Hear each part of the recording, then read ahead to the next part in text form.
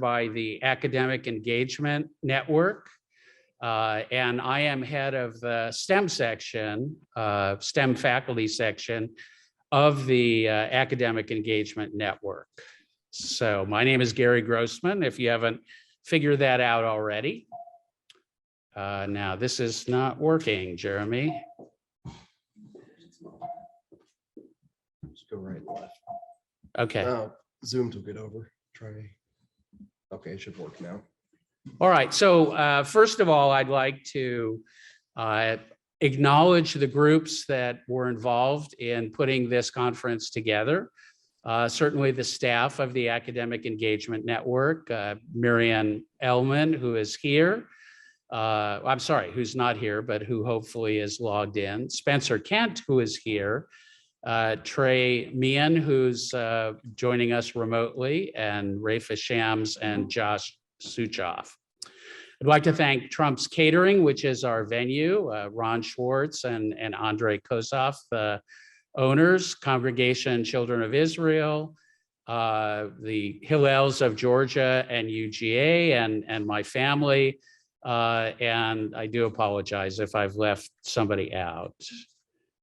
So Jeremy, this isn't working at all, is that correct? It should be now.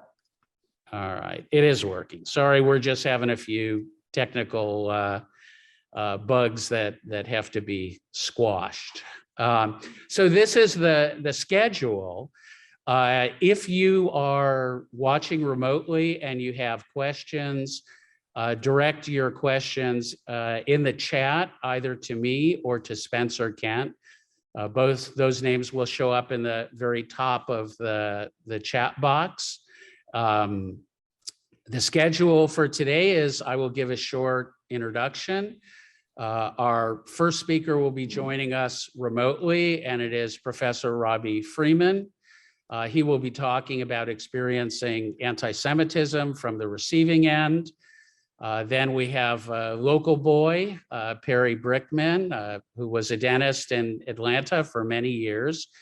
Perry is going to talk about 20th century anti-Semitism in America's higher education. Then a University of Georgia student, Rebecca Wilson, who will talk about anti-Semitism, a college student perspective. Then we'll have a coffee break. I'm sorry for those of you participating remotely, you'll have to get your own coffee. Our next speaker after the break will be Motti Inbari, who will talk about evangelical pastors and replacement theory.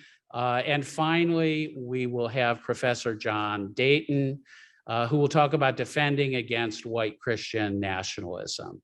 We'll close the meeting with a question and answer period. We'll also have 10 minutes of question and answer after each speaker. So there'll be plenty of time for participation by anyone who wants to enter the discussion. These are the bios of the speaker. I've already told you a little bit about it, but I know that everybody can read, so I'm not going to hurt your ears by just repeating everything that's on this slide. I'm just going to leave it up there for a minute or two, and you can read it yourself.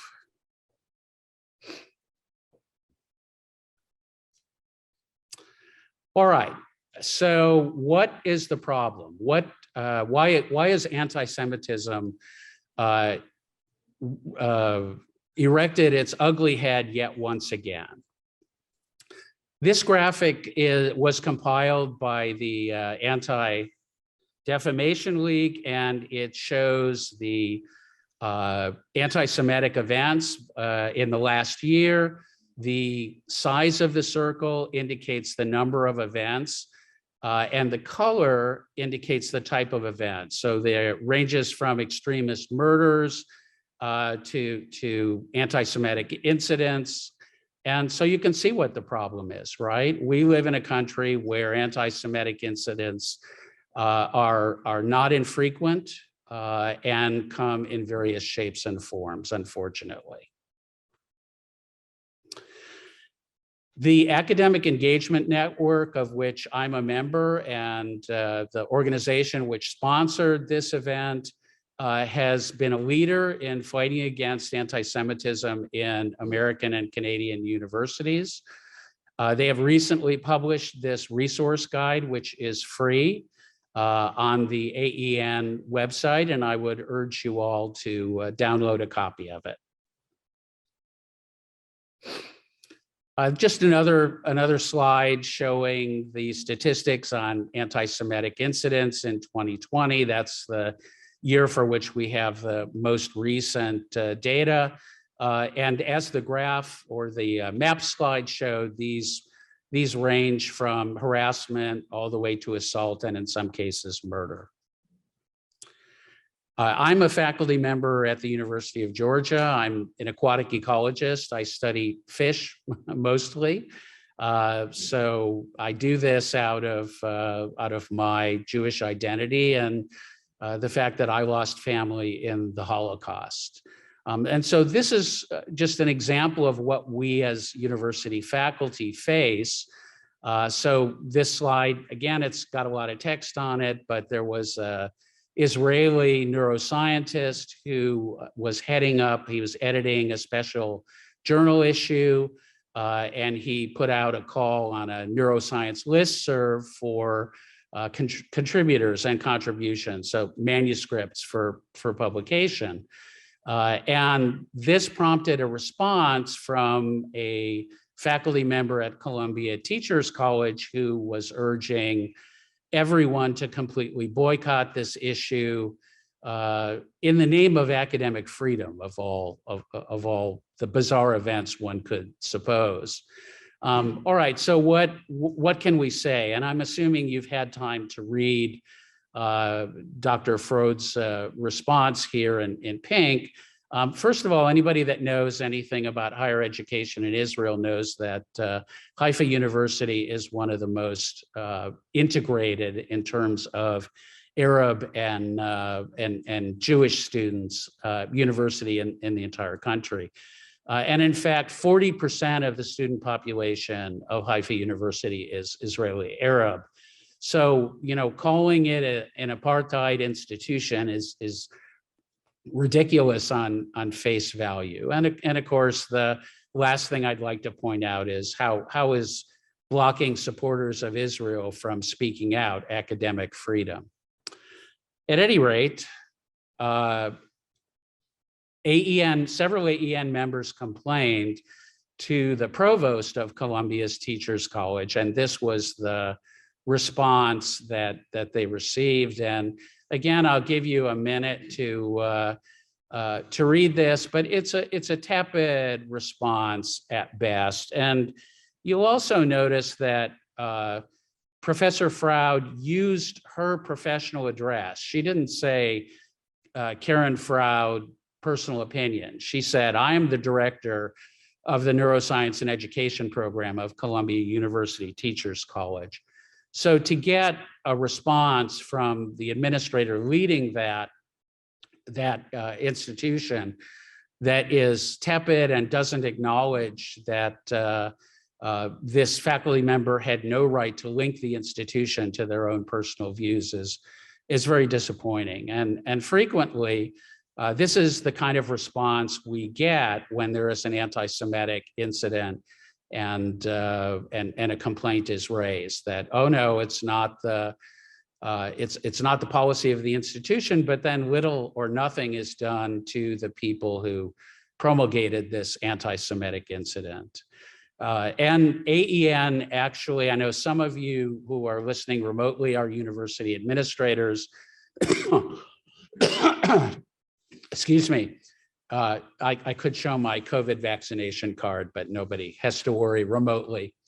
So AEN actually holds workshops for university administrators on how to deal effectively with anti-Semitic incidents in their institutions. And those of you that are university administrators, I would urge you to contact AEN about having one of these programs at your institution. Okay, I need to speed this up a little bit. We want to have a lot of time for the speakers. This is another example of what can happen to faculty. So just last month, there was a Zoom lecture by an Israeli chemist, and it was Zoom bombed by a bunch of anti-Semites. So it was very disturbing. Nazi imagery and lots of apartheid comments. The AMCHA initiative, which is another group that fights anti-Semitism in academia, surveyed university faculty, and I'll talk about the BDS movement, which is boycott, divest, and sanction, in a slide or two. So surveyed the syllabi of courses by BDS supporting, those are people who support boycotting Israel and anyone who supports Israel, versus faculty that did not avow their support for BDS. And what we found, or what AMCHA found, was that there's quite frankly bias in the material that's presented to students. And so BDS supporters present material supporting BDS, even if it's factually inaccurate at times. And those who do not support that initiative have much broader and less biased coverage. What do students face? And Rebecca will elaborate on this much more fully when she gives her talk. The Brandeis Center surveyed over 1,000 members of 2 traditionally Jewish Greek institutions on campus, sorority and fraternity. And you can see the numbers on the bottom part of this slide, and they are so troubling, right? That 50% of Jewish students felt they had to hide their Jewish identities. 65% felt unsafe on campus. Who are the players? I mentioned the BDS movement. This is a movement that's gained support and is based on the South African boycott movement. And of course, the comparison isn't a particularly apt one. And I'll just kind of give you a minute to look at this cartoon. Okay, sorry, apparently it's hard to read. So it's 2 people at a bar, a man and a woman. And so the man is saying, no, it's just sheer coincidence that the only country in the world I'm obsessed with demonizing, that I spend hours tweeting about and organizing protests against and interrupting their speakers on campus and telling to people to boycott, happens to be filled with Jews. And, this is one of those bits of humor. The Hungarians have an expression that says, I'm laughing with one eye and crying with the other eye.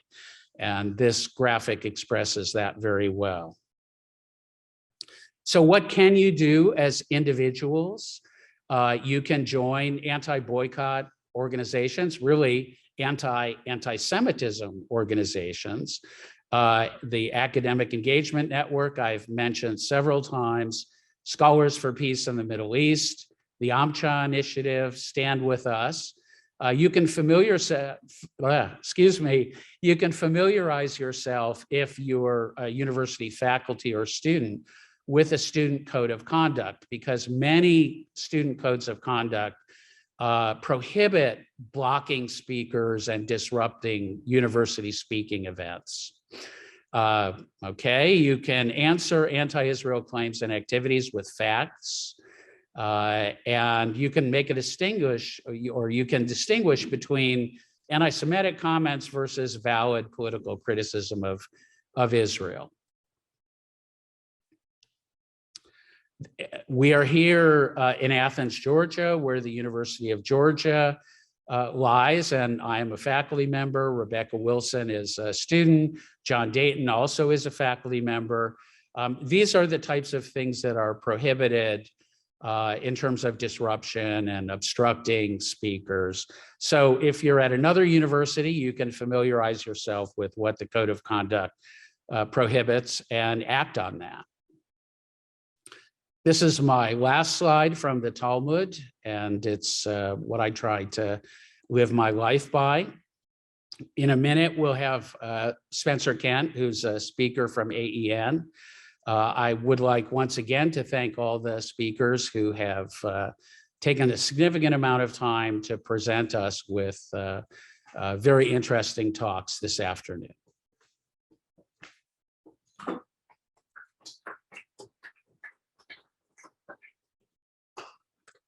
Hi, everyone. I'm Spencer, and I'm AEN Senior Associate for Membership. Thank you all for joining us today, both those of you here in the audience and those watching on the live stream. I'd like to start by thanking Professor Grossman for all the excellent work that he's done to put this panel together. Without him, none of this would have been possible. For those who aren't familiar with AEN, we're an educational nonprofit committed to fostering robust discussion and dialogue about both Israel and Jewish identity on campus. As such, we are opposed to academic boycotts and, by extension, opposed to the BDS movement, which aims to delegitimize the state of Israel and shut down open discourse and debate. We are a faculty-led organization with over 830 members across more than 250 campuses around the US.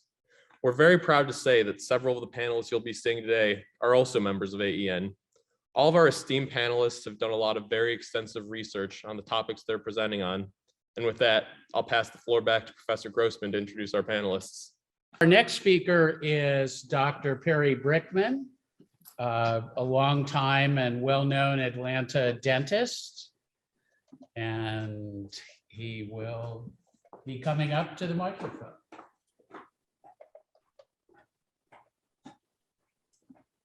Hello, everyone. Thank you very much, Professor Grossman, for including me on this panel. I'm really honored. Now, I want to say before I begin that it was during my time as president of the Atlanta Jewish Federation that Professor Robbie Friedman came to us. He had this idea of Gilly, and he needed some money.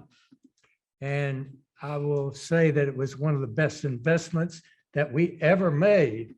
And we still continue to this day to support Gilly, that is the Atlanta Jewish Federation.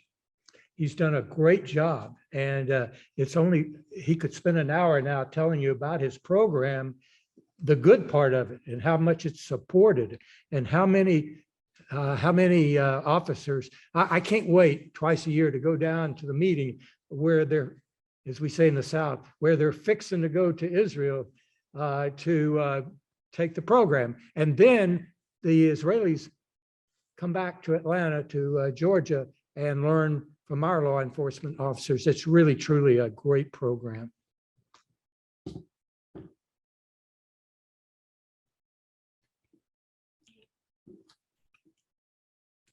I was born in Chattanooga, Tennessee in 1932. Growing up Jewish in the South, I never felt that I was inconvenienced or discriminated against. There were private clubs that our parents couldn't join, and there were probably some restricted neighborhoods, but we understood that as just the way things were.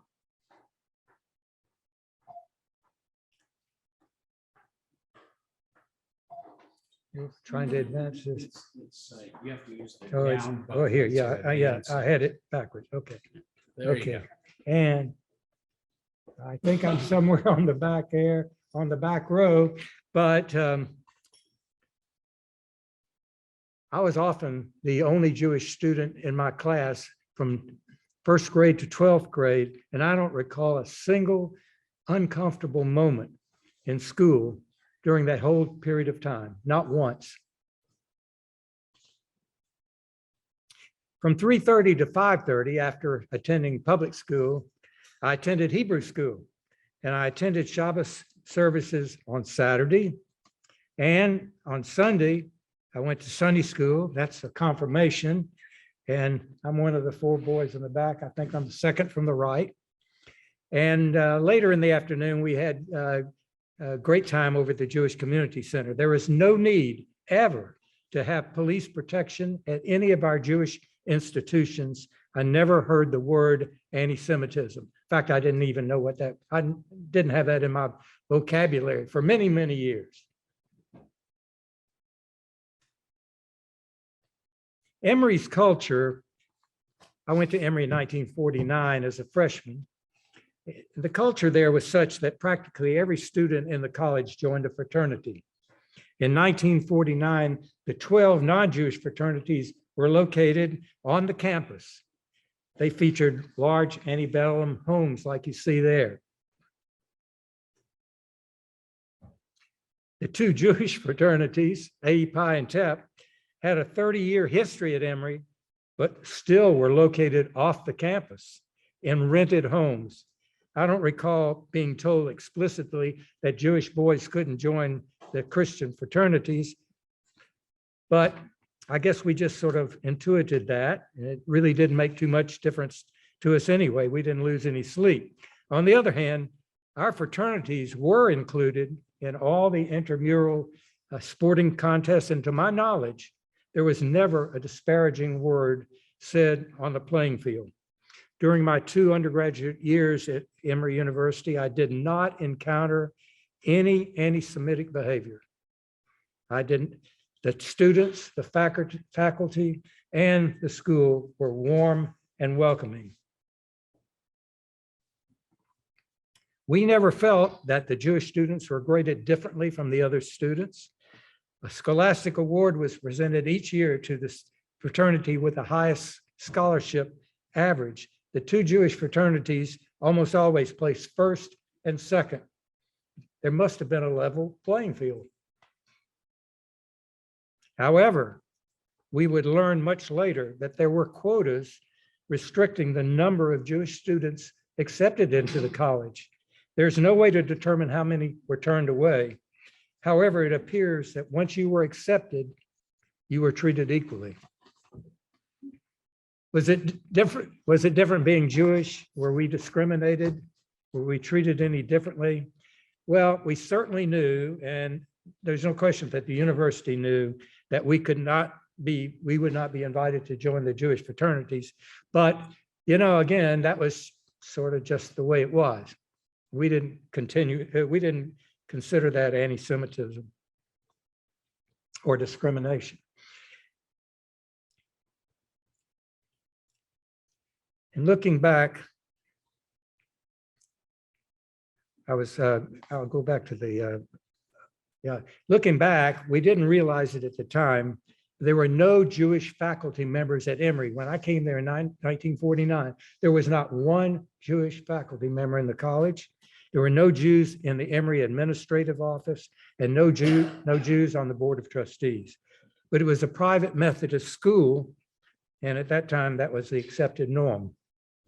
At some point in our undergraduate experience, we came to learn that no more than 4 Jewish boys were accepted to the medical school and even less to the dental school. And that created a considerable amount of uncertainty and anxiety, you can imagine. The experience at Emory Dental School was totally different. If you know Atlanta, that was Cortlandt Avenue, and the school had been there for a long time. Its predecessor was Atlanta Southern Dental College, which was one of only 3 Southern dental schools. It was privately owned. They call that a proprietary school and unaffiliated with the university. It had not had a Jewish faculty member since 1934. Many of its faculty, as well as the dean, were openly anti-Semitic and blamed the Jews for America's entry into World War II. I interviewed a man who in 1943 was one of the Jewish students who was dismissed from Emory. He was flunked out. It was in 1943, and he was told by the dean's secretary as he exited the dean's office. She said he just couldn't believe it, and he was talking to himself, and he says, "I just can't believe that. There's got to be more to this than the fact that they told me that I didn't have the grades."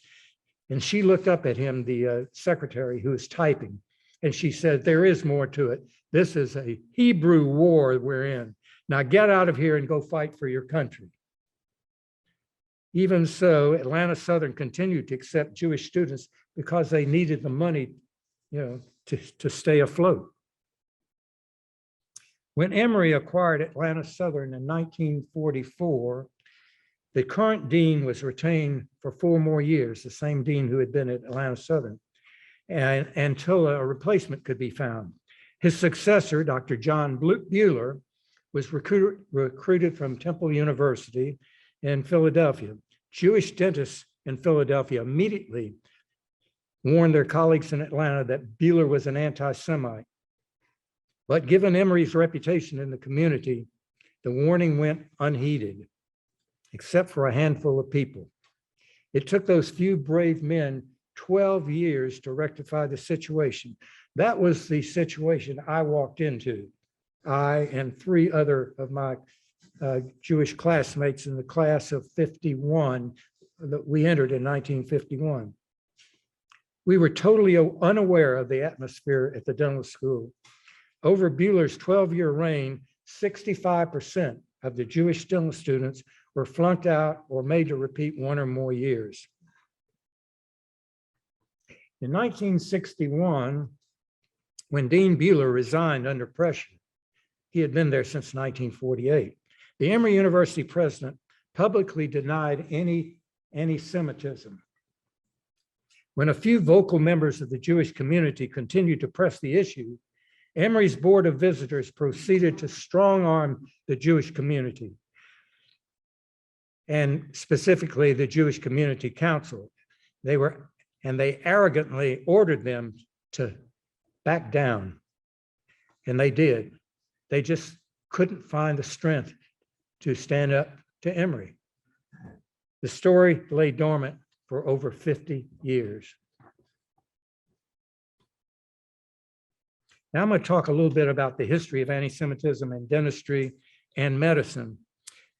In 1910, and that was only about 50 years since the Civil War ended, and you all have read about how deplorable medicine was in the United States. You know, about all they knew how to do was cut a leg off or amputate. People died, you know, it was awful. And in 1910, it wasn't much better. And the American Medical Association recognized this, and they, along with the Carnegie Foundation, hired an educator who they intended to clean up the situation and bring American medicine up to a reasonable, level. And they hired this man whose name was Abraham Flexner, and his job was to survey all 155 medical schools in the United States and Canada. In less than 2 years, Flexner eliminated all proprietary schools, medical schools, with only 81 schools surviving. At that time, when he started, there were sometimes, like in Chicago, maybe 8 to 10 medical schools in one city, and maybe they had 5 students in each class, and many of them didn't even have a microscope. That's how bad things were. In determining which schools would be accepted to the remaining schools and the curricula the school would develop, Flexner adopted the method employed by the leading German medical schools.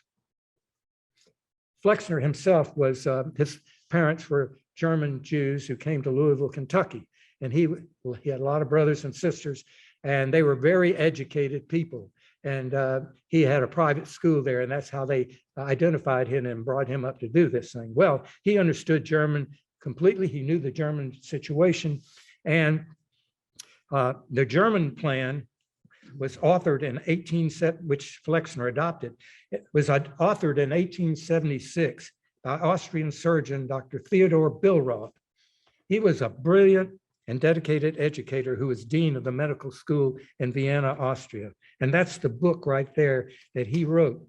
I was able to find it in English, and then just to verify things, I was able to get it online from Leipzig, Germany, so that I could see whether or not the translation was accurate, and it was. Dr. Flexner personally financed the translation of Billroth's book into English so that the German method could be implemented in the United States medical schools. In doing so, Flexner, himself a Jew, chose to overlook Billroth's open bias against Jews, which was expressed in extremely provocative and derogatory terms in his book. About Jewish students, he wrote, "They are untalented and stupid and will never accomplish anything. They have hands like lead and brains, Gehirn wie Lehm, and brains like clay. Hands like lead and brains like clay. These remarks would have a profoundly negative influence on the medical and dental profession in the next few years. He also said the folly that drives these individuals, these Jews, to study is their vanity, and even more so the vanity of their parents. And you're going to see how this is in just a few minutes. I'm going to show how his comments were taken seriously by the man I'm going to talk about in just a few minutes.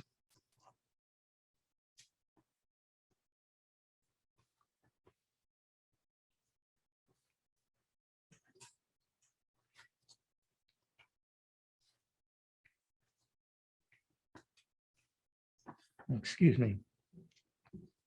Dr. Bill, 30 years later, in 1940,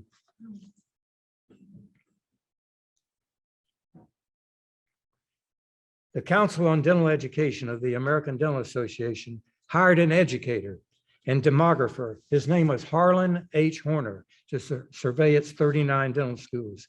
Using Flexner's method as a template, Horner and his 9 committee men quickly pressured all proprietary dental schools to merge with recognized universities. So the Horner team visited Atlanta in 1943 and rated Atlanta Southern, which I mentioned was a proprietary school, at the bottom of the list of the 39 U.S. dental schools. In 1944, Atlanta Southern Dental College was compelled to sell its assets to Emory University. The editor of the Journal of the American Dental Association, who was an alumnus of Emory University and a graduate of the Atlanta Southern Dental College, proudly announced in the Journal, July 1st, 1945, Journal of the American Dental Association, that the merger of the Atlanta Southern Dental College and Emory University was a great thing. He said that Dr. Harlan Horner should be given great credit for this, for providing guidance to President Goodrich C. White of Emory University and Dr. Ralph Burns, who was the dean of Atlanta Southern Dental College, for closing the deal. The fact is that the Atlanta Southern College didn't have any other alternative. They were forced to join. But there was even more. Until 1944, Atlanta Southern Dental College had accepted non-Jewish students from as many as 36 states. That was the non-Jewish, and you can see them over on the side. They had from at least 26 states, and Jewish students from as many as 13 states. You can see them over on the right. After the sale in 1944, the non-Jewish students continued to be accepted from many states, but the Jewish students were immediately limited to 3 states, Georgia, Florida, and South Carolina. And this situation lasted for 18 years. No one challenged the decision. No one ever said a word. The Horner report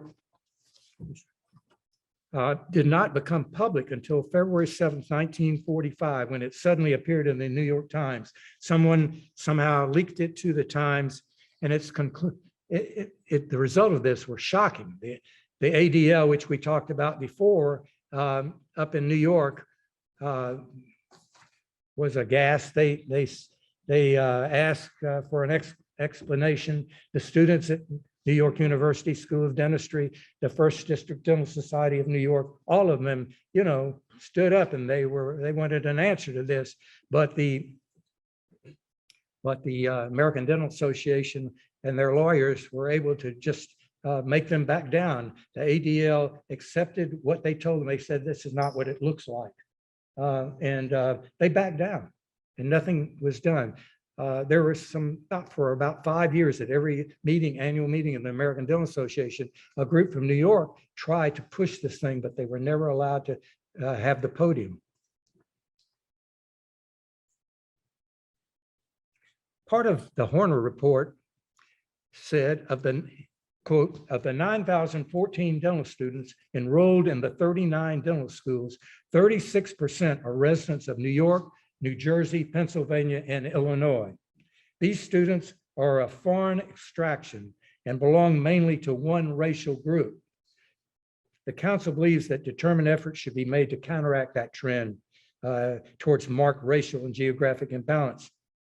And you remember I told you what Dr. Bill Roth said about the Jewish students, how they had hands of lead and brains of clay, and that it was their vanity and the vanity of their parents who caused them to even want to be a physician or a dentist. Dr. Horner said, these dentists are greatly moved by the desire, these dental students are greatly moved by the desire of their parents to see them established in white collar work. In other words, and they even said more, they said they really want a Talmudist in their family, but they have to have some money to be able to support their son who's going to be a Talmudist. I mean, this was said, and nobody, the fact is that down here in Atlanta, I don't guess so many people were reading the New York Times at the time, so they probably didn't even see this report. And simply put, anyway, the report said there were too many Jews in the United States dental schools, and those numbers must be adjusted to reflect the general population. There was an outcry, but as I said, it was stifled. Keep in mind, the change occurred 4 years before Dr. Buehler arrived and lasted many years after he left. I don't have any doubt from everything I read, and I have read a lot of Buehler. I have everything Buehler ever wrote. I found his archive, and I have everything that was in the American Dental Association and everything that Dr. Horner did with his committee. I don't have any question that Horner imposed the Jewish quota as part of the sale of Atlanta Southern Dental College to Emory University. And there's no question in my mind that Emory President Goodrich C. White willingly acquiesced. So when I found out, and you can read it in the book, or maybe you've heard about it, it was a shock to me. I was very lucky. I was very, very lucky. Only 3 of the Jewish dental students who were flunked out. I was flunked out after my first year, and one guy quit. He had too much. It just tortured him. And the other 2 guys were kicked out after their second year. So all 4 of us were kicked out. And 3 of us got back into dentistry. We're the only ones that ever got back into dentistry. The other guys just, it was, you were blacklisted. You couldn't apply to any other place. And we only got in it was amazing, really miraculous.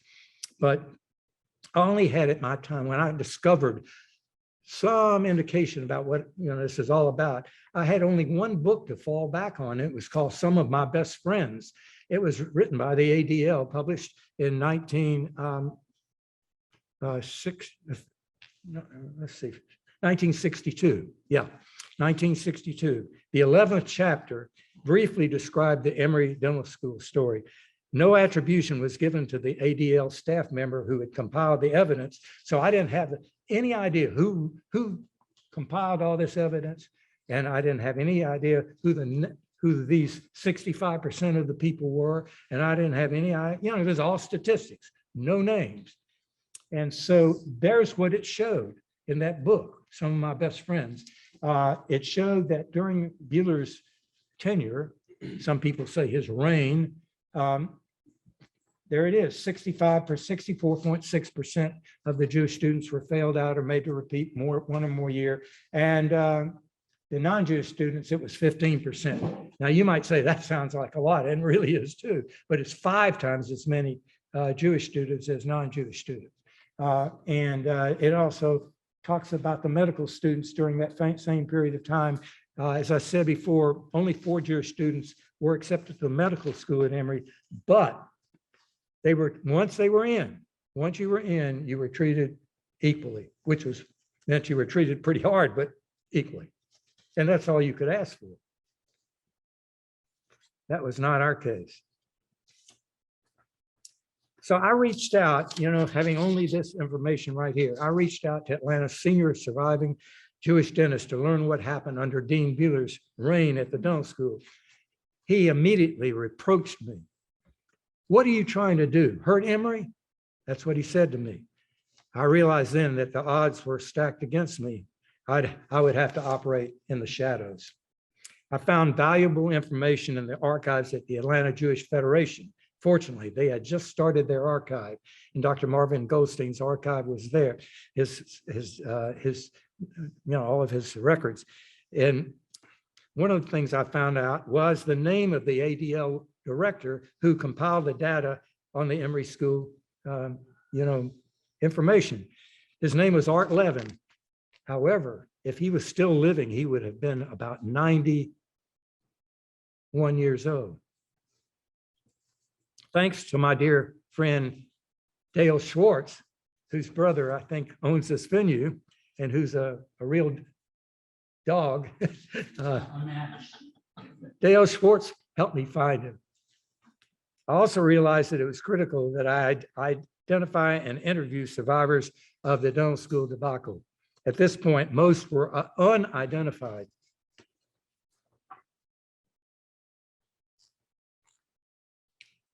I started my search in Atlanta for the former students.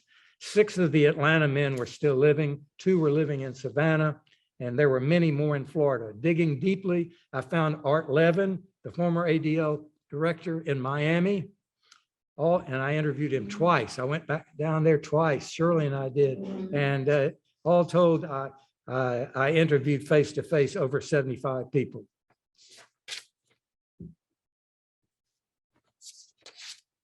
It took 3 trips to Philadelphia and Temple University to finally locate the critical files on Dean Buehler and Dean Gerald Simmons in an off-site location in Delaware. And I found a real smoking gun there. I flew to Ithaca, New York to interview the widow of Dr. Gerald Reed, who had changed his name from Rubenstein to Reed to disguise his identity, and somehow I got past the Georgia board. His records provided critical information about Art Levin and how he was able to feed some information to Levin and for Levin to come up with the information that he had. I would say, if for no other reason, you should read my book to discover this amazing story. It really is amazing. Anyway, when I was up at university to the historical, not the museum, but the archives at South Carolina, I found all the information about Dr. Buehler. And one of the things I found there, I had compiled. I don't know if you can see it, but that's a form that Dr. Buehler had devised that he was going to implement his next year, 1962 at Emory. He had changed it. He had altered it. He not only asked for your religion, which you had to list a minister who was your minister, it said, but he also asked for your race. Can you see where it's circled in yellow there? Your race. And he gave you 3 choices: Caucasian, Jew, or other. So we're now turning from religion, that's where it's into race. And so you might be interested that Emory University closed its doors in 1988, because people ask me all the time, how is it at Emory now? Emory now doesn't have a dental school. There is one dental school down in Augusta, the University of Georgia Dental School. That's the only other one. There's still just one here in Georgia. And they asked me, are things different now?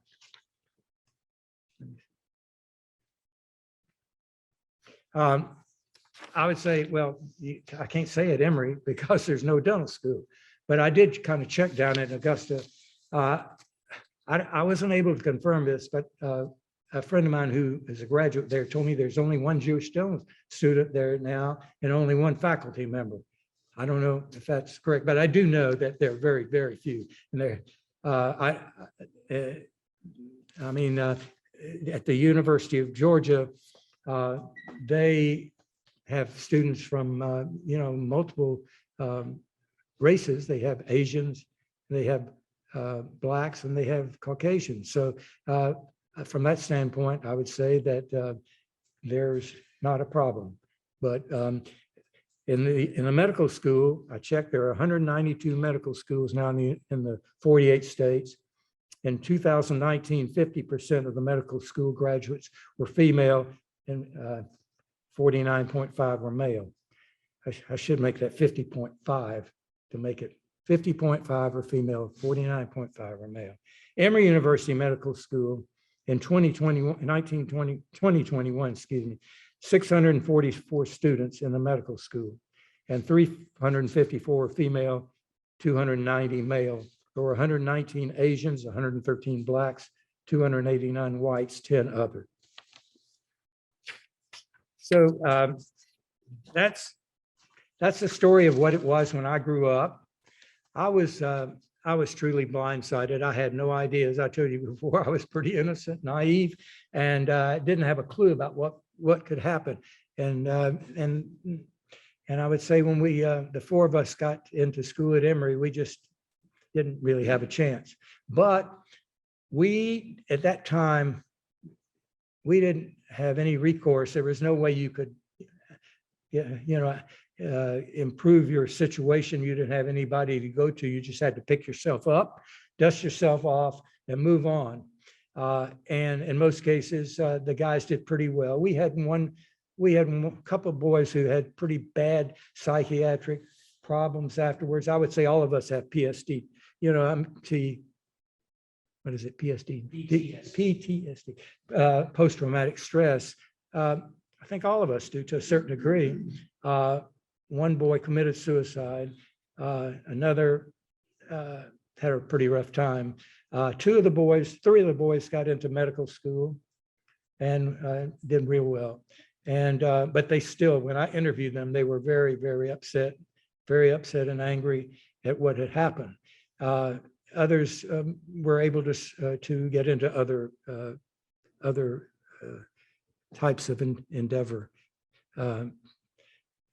So if anybody has any questions, I'll be glad to answer them. Thank you very much.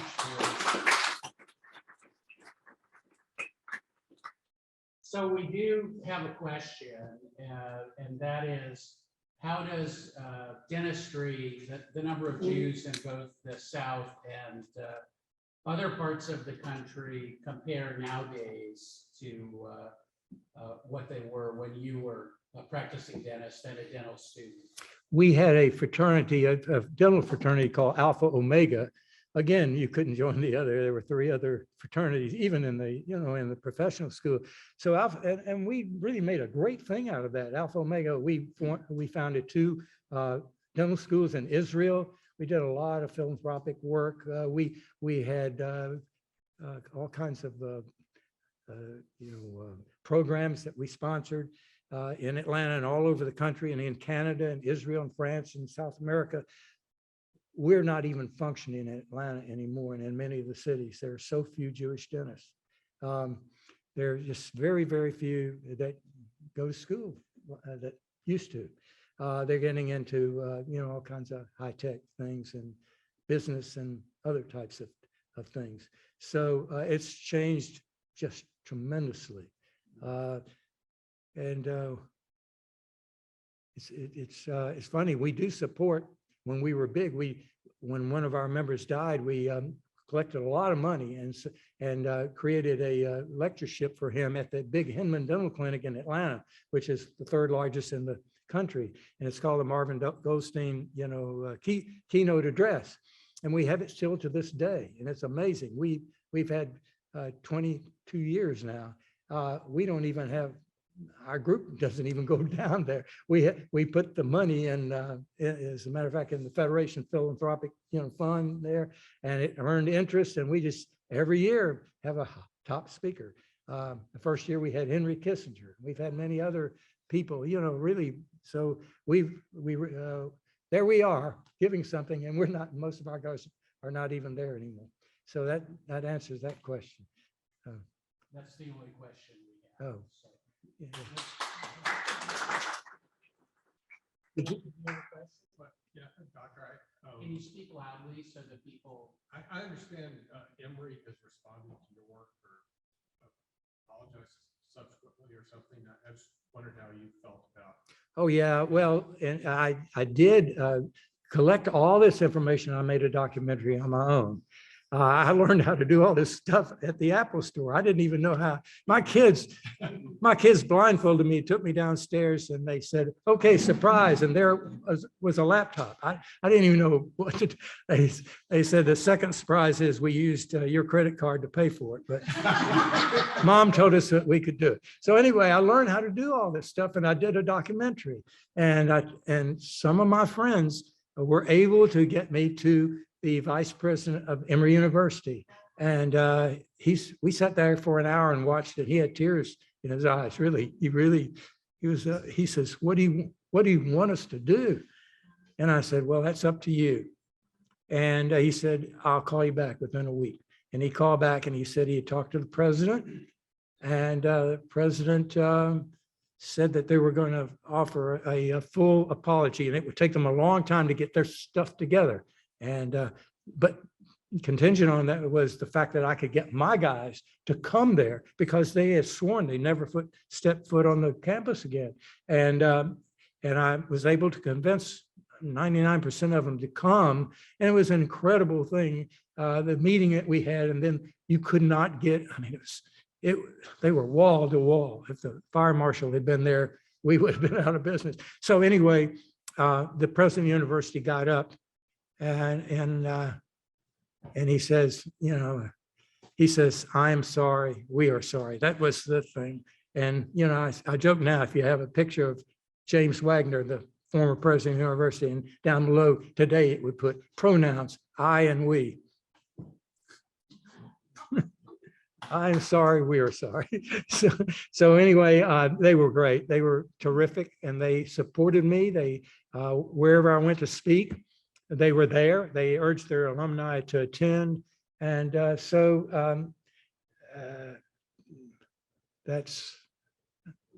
was good. That was a good outcome.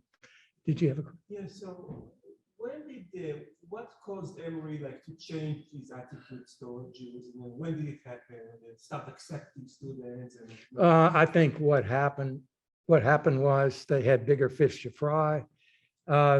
The civil rights, when 64 came, the dean had just left in 61. By that time, things had changed so much, and they had other things on their, on their plate, and it was inevitable. But I could tell you more stories. They weren't happy. I mean, Jews started coming in. At one time, we know that they had so many Jews coming from the Northeast that they had to do something about it. And so they had a little underground, they decided they would start taking way more members from the Midwest, to cut down how many people were coming from the Northeast.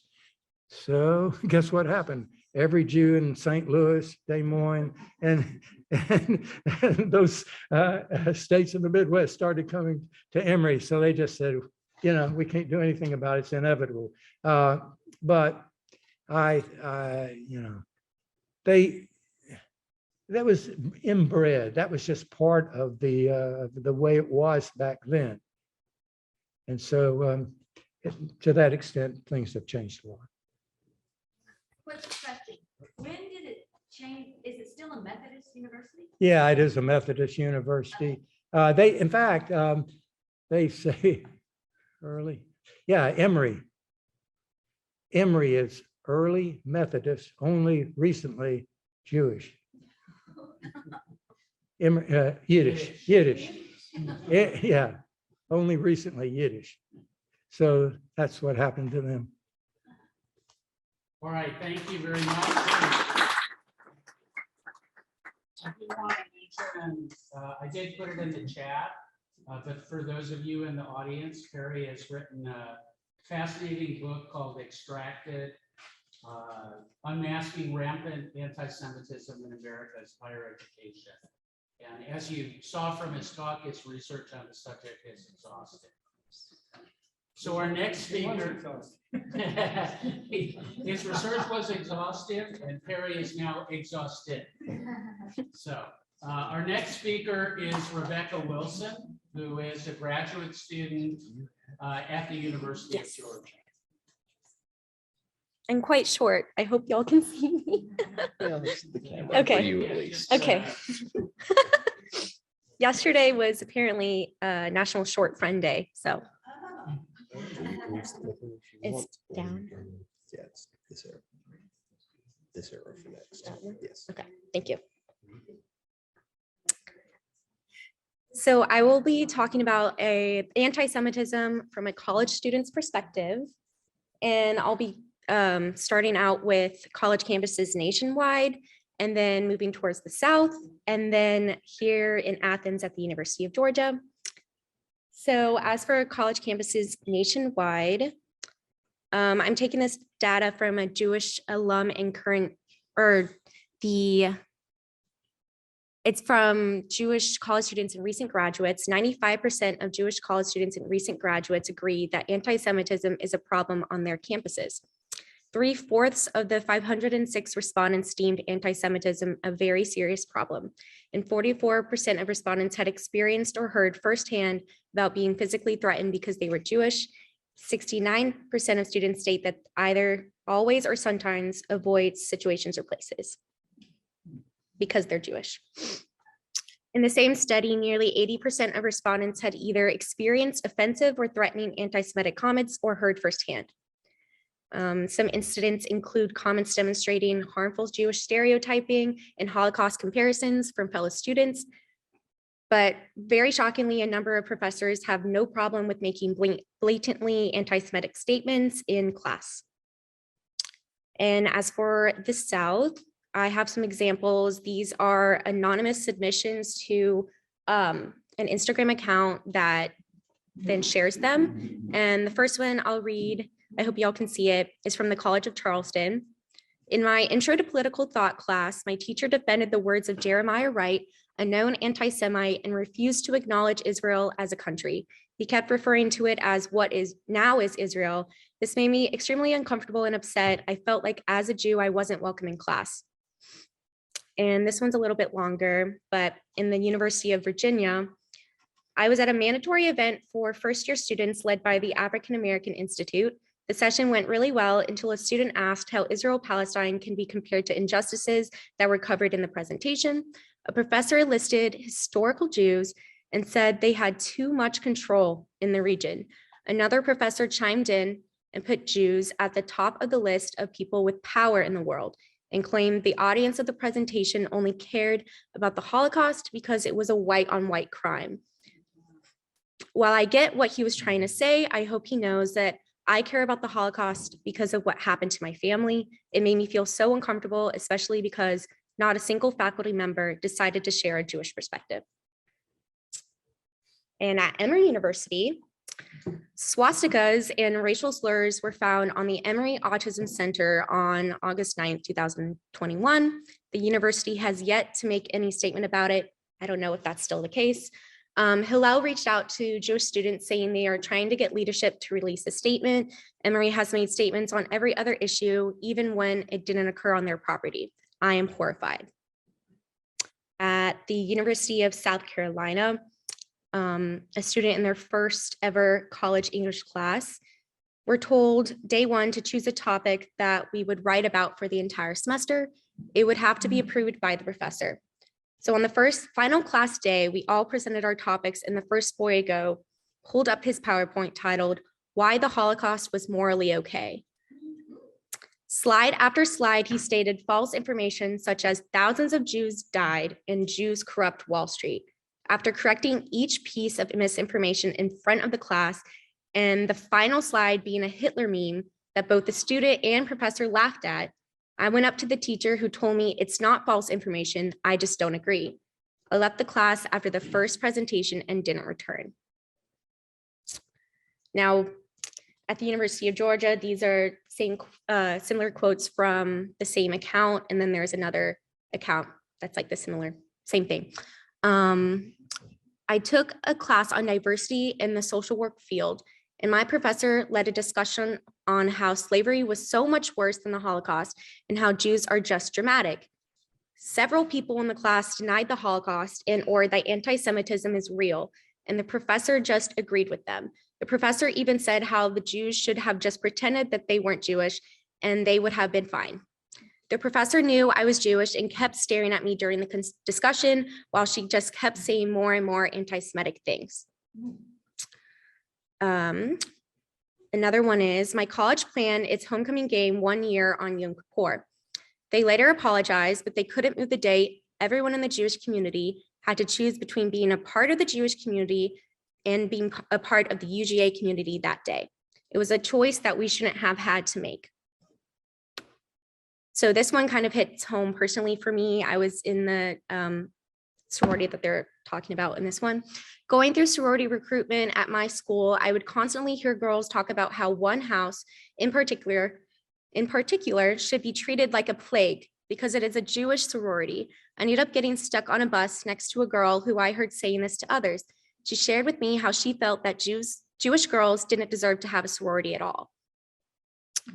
And this one's kind of hard for me to read, it's a lot, but they were on the student programming board for their university, so UGA. So I organized small and large scale events for thousands of students to enjoy. And after discussing my schedule events, I realized that one of my largest events, one that I had worked so hard to plan, would be the day after Yom Kippur, preventing me from celebrating with my family and preventing many students from attending. Despite me informing my advisors that it needed to be rescheduled, not only for me, but all Jewish students, instead, I was told that our calendar had already been sent to print and that I would have a great team of people who could help me. I will always remember when my university put their agenda above an entire population of students. And so I was a student at the University of Georgia. Well, I still am. I'm in graduate school. But in my undergraduate career, these are the things that happen on our campus. So in October 2019, all hail with a swastika underneath were written on the whiteboard outside of a dorm room. And in August, a Jewish sorority sign was ripped off of the same door. After this occurred, President Moorhead, the president of UGA, did attend Shabbat dinner at Hillel afterwards. So it was a really nice sentiment to see that from the university. They found out later through an investigation that the person who did this was a visitor from another campus, but obviously that still doesn't make it okay. Same year, anti-abortion activists stood in Tate Plaza, which is at the center of our campus where it's really hard to avoid, with Nazi imagery comparing abortion to the Holocaust. I'll proceed. And here's this picture of the torn sorority sign. And then this flyer I was handed comparing abortion to genocide. Not only did they hand out flyers, but they had a truck going around campus that had the same pictures of Nazis and people in concentration camps. And they had a huge setup in the Tate Plaza with like even bigger billboards. There were counter protesters, but they were still able to remain on campus. Luckily though, Student Government Association, with the help from Students Supporting Israel and Hillels of Georgia, unanimously passed the decision to accept the International Holocaust Remembrance Alliance definition of anti-Semitism. The IRA defines anti-Semitism as a certain perception of Jews, which may be expressed as hatred towards Jews. So I think this was recently, I think last spring, and it's a huge step for our university. It was, I did say it was passed unanimously, so that was really wonderful to see. As for my conclusion, I leave with one question: how can we help Jewish students feel comfortable on campus? I provided a few recommendations that were included in some of the reports that I cited earlier. The first is to increase awareness of how and where to report anti-Semitic incidents on campus. Unfortunately, most anti-Semitic incidents that occur on campus aren't reported. And if that goes to show a lot, because a lot of these incidents are so awful. So you can imagine how many there are that actually don't go unreported. The second is include anti-Semitism in diversity and inclusion orientations for faculty, staff, students, and administration. listen to Jewish students and help amplify their voices. And lastly, support Jewish life on campus. Here are my references, and thank you so much.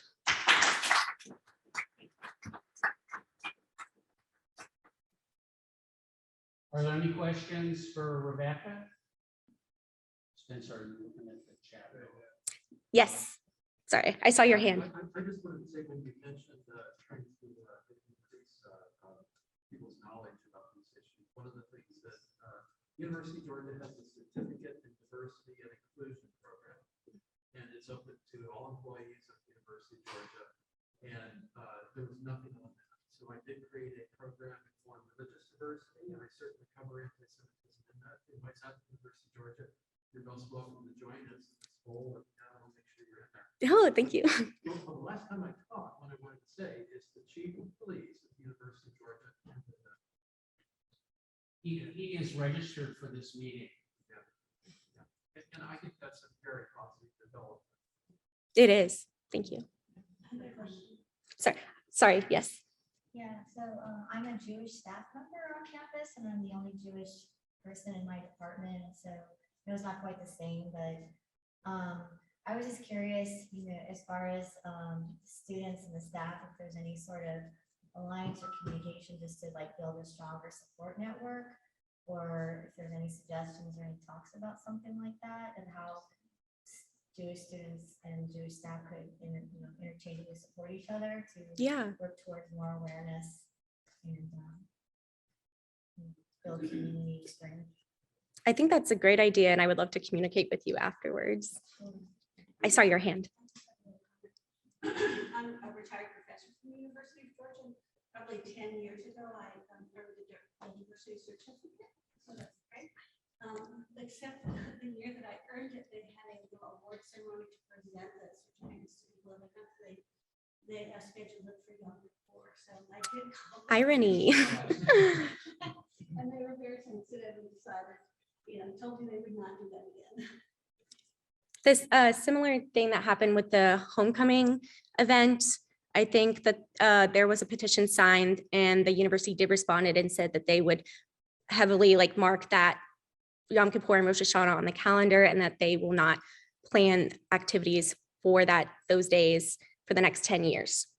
So that too. Yes, I agree. It shows that the university is responsive to things. Yes, it is really great to see that. I obviously can't speak for other universities, but at least the University of Georgia is taking a step in the right direction. Any other questions? Are there any questions in the chat, Spencer? Okay.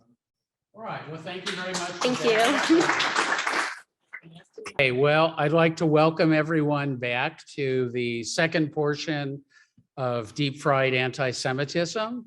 And our next speaker is Professor Motti Inbari, who is a professor of religious studies at the University of North Carolina at Pembroke.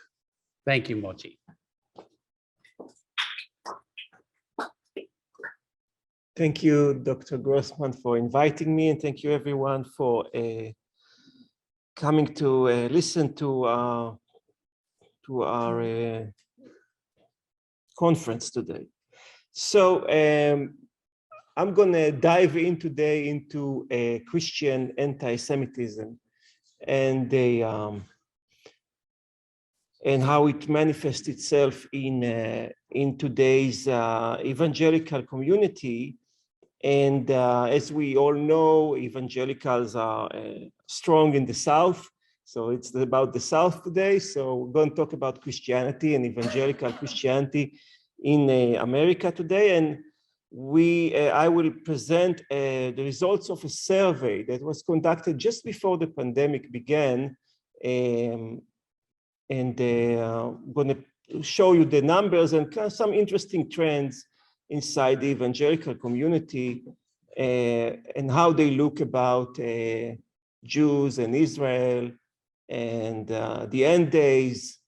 And the topic of this discussion today would be about supersessionism, or it's also called replacement theology. And replacement theology, supersessionism, is an old Christian doctrine ideology that used to be the mainstream ideology among Christians from, I don't know, from ancient times, you know, which basically argues that with the death and the resurrection of Jesus, there's no need for Judaism anymore to exist. Salvation is granted only for those who accept Jesus as their personal Messiah, and therefore Judaism doesn't need to exist as an independent religion, because the blessings that God gave to the Jewish people, the descendants of Abraham, as it is written in the Bible, have transferred to the church. Those blessings kind of expired with Jesus, with the death and resurrection of Jesus. Those blessings have expired and transferred to the church, and therefore Judaism as a religion doesn't have the right to exist, and Jews as people don't have the right to exist because there's no need for them anymore. So this is supersessionism, and this had been the most dominant view of Christianity with the capital C toward Judaism, let's say until the 19th century, when movements inside the Protestant church started rethinking this whole notion of supersessionism. And those who were thinking, those who were debating supersessionism came mostly from the evangelical church. So as I said earlier, just before the pandemic, an evangelical organization called Chosen People Ministries have conducted a nationwide survey of 1,000 evangelical pastors. The methodology of the survey was very interesting, and they were able to survey 1,000 evangelical pastors and to examine their attitudes towards supersessionism and about eschatology. So what is eschatology? Eschatology is the belief in the end of days. So as you all know, in Christian theology, in the end of days, there will be the second coming of Jesus Christ. This is what they believe. And so this survey was intended to examine 1,000 pastors, evangelical pastors, what they think about the end of days. So let's first of all look at some of the demographics. Wow, it's too small for me. So region of location. Yes, we can see the region of location here on this side is, most of them, as you can see, are from the south. And then the second group is from the Midwest. And pastors' church affiliation, as you can see, the largest column here is Baptist. And wow, I can't see that. It's about 50%, yes, 53% are Baptist. And then the three other groups are more equally in size. They are the Lutheran, the Lutheran of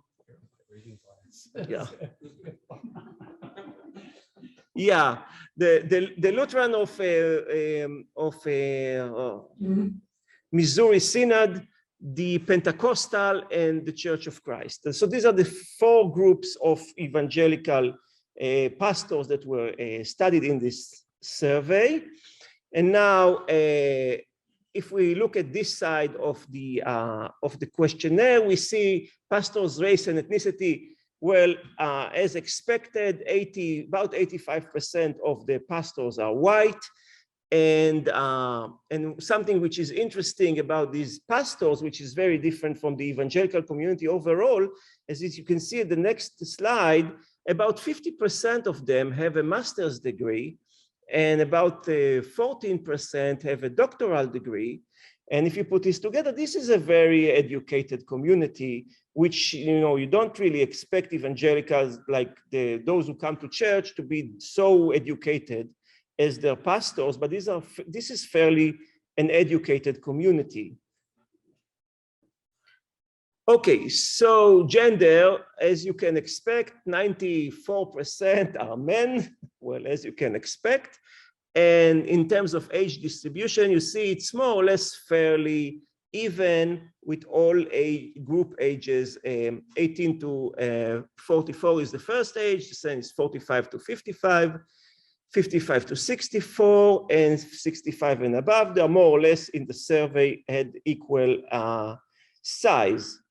So just a little bit of a comparison between evangelical pastors that were surveyed in this survey and the evangelical community. So I forgot to mention earlier that this research is part of a much larger research and study that I've been doing with my colleague Kirill Bumin on evangelicals' attitude toward Jews in Israel. And so this is the second survey that we examined out of 4 that we already have conducted. So if we are comparing the average evangelical to their pastors, so we see that the pastors are 85% are white, whereas the amount of white people in the evangelical community overall stands at 65%. And we typically, when we think about evangelicals, we think about white evangelicals. And sometimes if you look at the literature and you look at the newspapers, they say white evangelicals, it come automatically. But as you can see, there are 35% of the evangelicals who are not white, and a larger group that is nowadays, Hispanics represent something like 10% of the non-white evangelicals and 25% of Black evangelicals. Hispanic and Black evangelicals in many ways are very similar to white evangelicals in many ways, with maybe one simple exception that they don't vote Trump, yes, but they don't vote Republican. But in many other ways, they are very similar to white evangelicals. So, and again, our pastors were 95% almost men, whereas research has shown that the evangelical community is a little bit, there are a little bit more women than men among the evangelicals, strangely, but all studies show that. Our pastors were a little bit younger than the average evangelical age. Our pastors were the age of 55, whereas the typical age is 57, 58. And significantly more educated, as I mentioned earlier, than ordinary evangelicals. Only about 7% of them hold post-bachelorate degree. Okay, so the survey asked the pastors to identify according to their eschatological views. And I'm going to explain each and every eschatological view in more details, but as you can see, 65% identified as premillennials. So premillennial also have some varieties inside of it, and I'll explain in the middle in a little bit. 25%, about 25% identified as amillennial, and 10% identified as postmillennial. So general audience, so could you define? I'm next. Yeah, next slide. It defines it exactly immediately. Absolutely. Yeah. So, what is premillennial beliefs? So this is a doctrine that anticipates that after his resurrection, Jesus Christ will reign for a literal 1,000 years over the earth before the final judgment and the creation of a new heavens and a new earth of the age to come. Premillennials are also biblical literalists. So if I get out of my script, basically, it is a belief that Jesus is physically going to come to earth and going to rule the world from Jerusalem in the near future. This is what premillennialism is about. 65% of the pastors believe in that. Amillennial is that the kingdom of God is now present in the world as the victorious Christ is ruling his people by his word and his spirit. Basically what it means that Jesus is sitting in the heaven and is not coming back. That's basically what it means. There's no expectation of a second coming, or there is an expectation, but there's no expectation that it's going to happen tomorrow or next month or maybe in 100 years. No, there's not such an expectation because he's already ruling the world right now from the heavens. Now, amillennials are also not biblical literalists. They read the Bible more often, it's like an allegory. And postmillennialists argue that the kingdom of God is now being extended through Christian teaching and preaching. This world is being Christianized, thus we have a long period of peace and prosperity, tell it to Putin, and the end of days will not be essentially different from the present days. Basically, postmillennialists argue that we are living now in a world that we can fix by ourselves, and we can make it a perfect place, and once we'll do it, Jesus can come from the skies. So premillennialist is a kind of a pessimistic view of history. Yes, things are bad, we need Jesus to come fix it. Postmillennialists say things are good, so we can wait, he will come at the end. Okay, so the following statement has been tested. The Christian church, this is a supersessionist, this is a replacement theology statement. The Christian church has fulfilled or replaced the nation of Israel in God's plan. Yes, this is the anti-Semitic statement. Let's see how the response came. So about 40% said that they completely disagree. About 18% say that they disagree. 17% said that they agree, and 25% say that they strongly agree. So if you want to kind of combine it together, it's kind of like 60-40. But if you break it to the eschatological views, this is what you see. Amillennial pastors have been very much in support of this statement. Premillennial pastors have been very much against it. And you see that the postmillennialists are kind of, there's a mix, though there is some tendency to support it. So our next step was to try to build a model in order to figure out, who supports this. And so I know Gary told me not to show any models, so I'm going to do it anyways. And okay, so we put in the mix all kinds of reasons. So try to understand what kind of evangelical pastor supports supersessionism. So one motivation might be the eschatology that we just spoke about. Another category might be the strength of one's belief in the millennium. So if you strongly believe that Jesus is coming, or if you don't really think it's going to happen. Church affiliation, so the Lutherans or the Baptists or the Church of Christ or the Pentecostals. Another component was belief that the Jewish people continue to be significant for the history of redemption. Another component was frequency of speaking of church members about the end time prophecies. And we tested also personal travel to Israel. Does it make it change any of those views? And we added to that the typical, demographics that you always build in these models, like age, education, gender, race and ethnicity, and the South. We also put the South as another component in the model. So now let's start what came up in the model. Let's start with what doesn't support supersessionism. So postmillennial eschatology didn't come up as important in the model. Frequently speaking to church members in sermons or large group of messages about the end time, that didn't come up as important.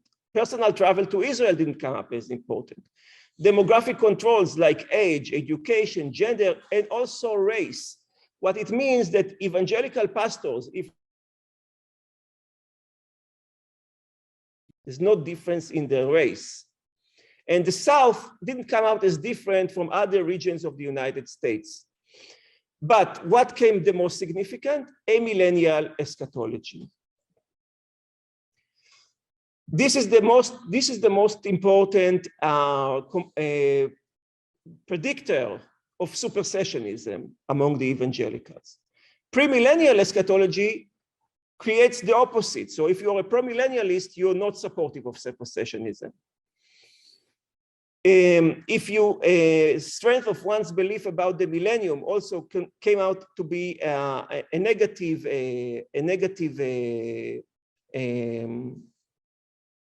factor. Yes, thank you. And belief that the Jews continue to be significant for the history of redemption, as Jesus will return when the Jews accept Jesus, also came as less supportive or creates less support for supersessionism. And here, these are two interesting things. The Lutheran Church of Missouri Synod affiliation pushes up supersessionism, and also a membership in the Church of Christ affiliation pushes up supersessionism. So now let's look at some of the statements that were tested in this survey. The modern rebirth of the state of Israel in 1948 and the regathering of millions of Jewish people to Israel were fulfillment of biblical prophecy. As what you can see here is a mirror image, basically, where amillennialists say they strongly disagree, where premillennials say they strongly agree. What we will see now, this mirror image again and again in the statements. The Bible teaches that one day most or all Jewish people alive at that time will believe in Jesus. Premillennialists strongly agree.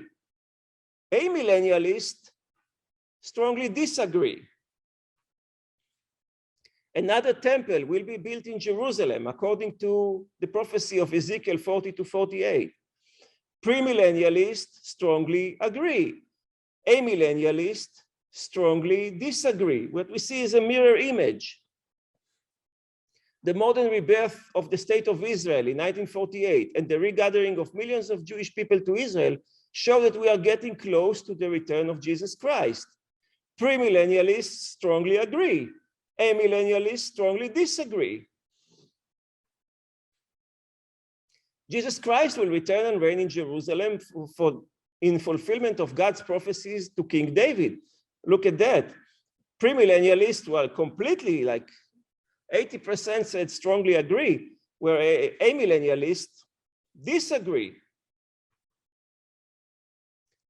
I expect Jesus to return in my lifetime. Oh, here we see a little bit mixed bag. Premillennialists kind of agree, yes, they can kind of agree, but amillennialists are more skeptical about it. The establishment of the US Embassy in Jerusalem is a sign of the end of times. Amillennialists strongly disagree. Premillennialists agree. So, what are the conclusions? The evangelical movement is not a cohesive and coherent movement as conventional media and in common knowledge tends to portray. There are movements inside it and ideological rifts within the church. Church affiliation is a critically important variable. In particular, we found that pastors belonging to the Lutheran Church of Missouri Synod or affiliated with the Church of Christ are significantly more likely to support supersessionism than Baptist or Pentecostals, even after we control for the effects of eschatology.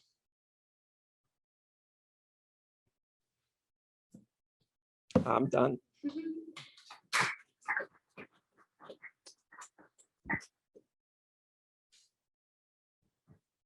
Let me see if I have any questions. Anybody have questions from, we are way ahead of schedule.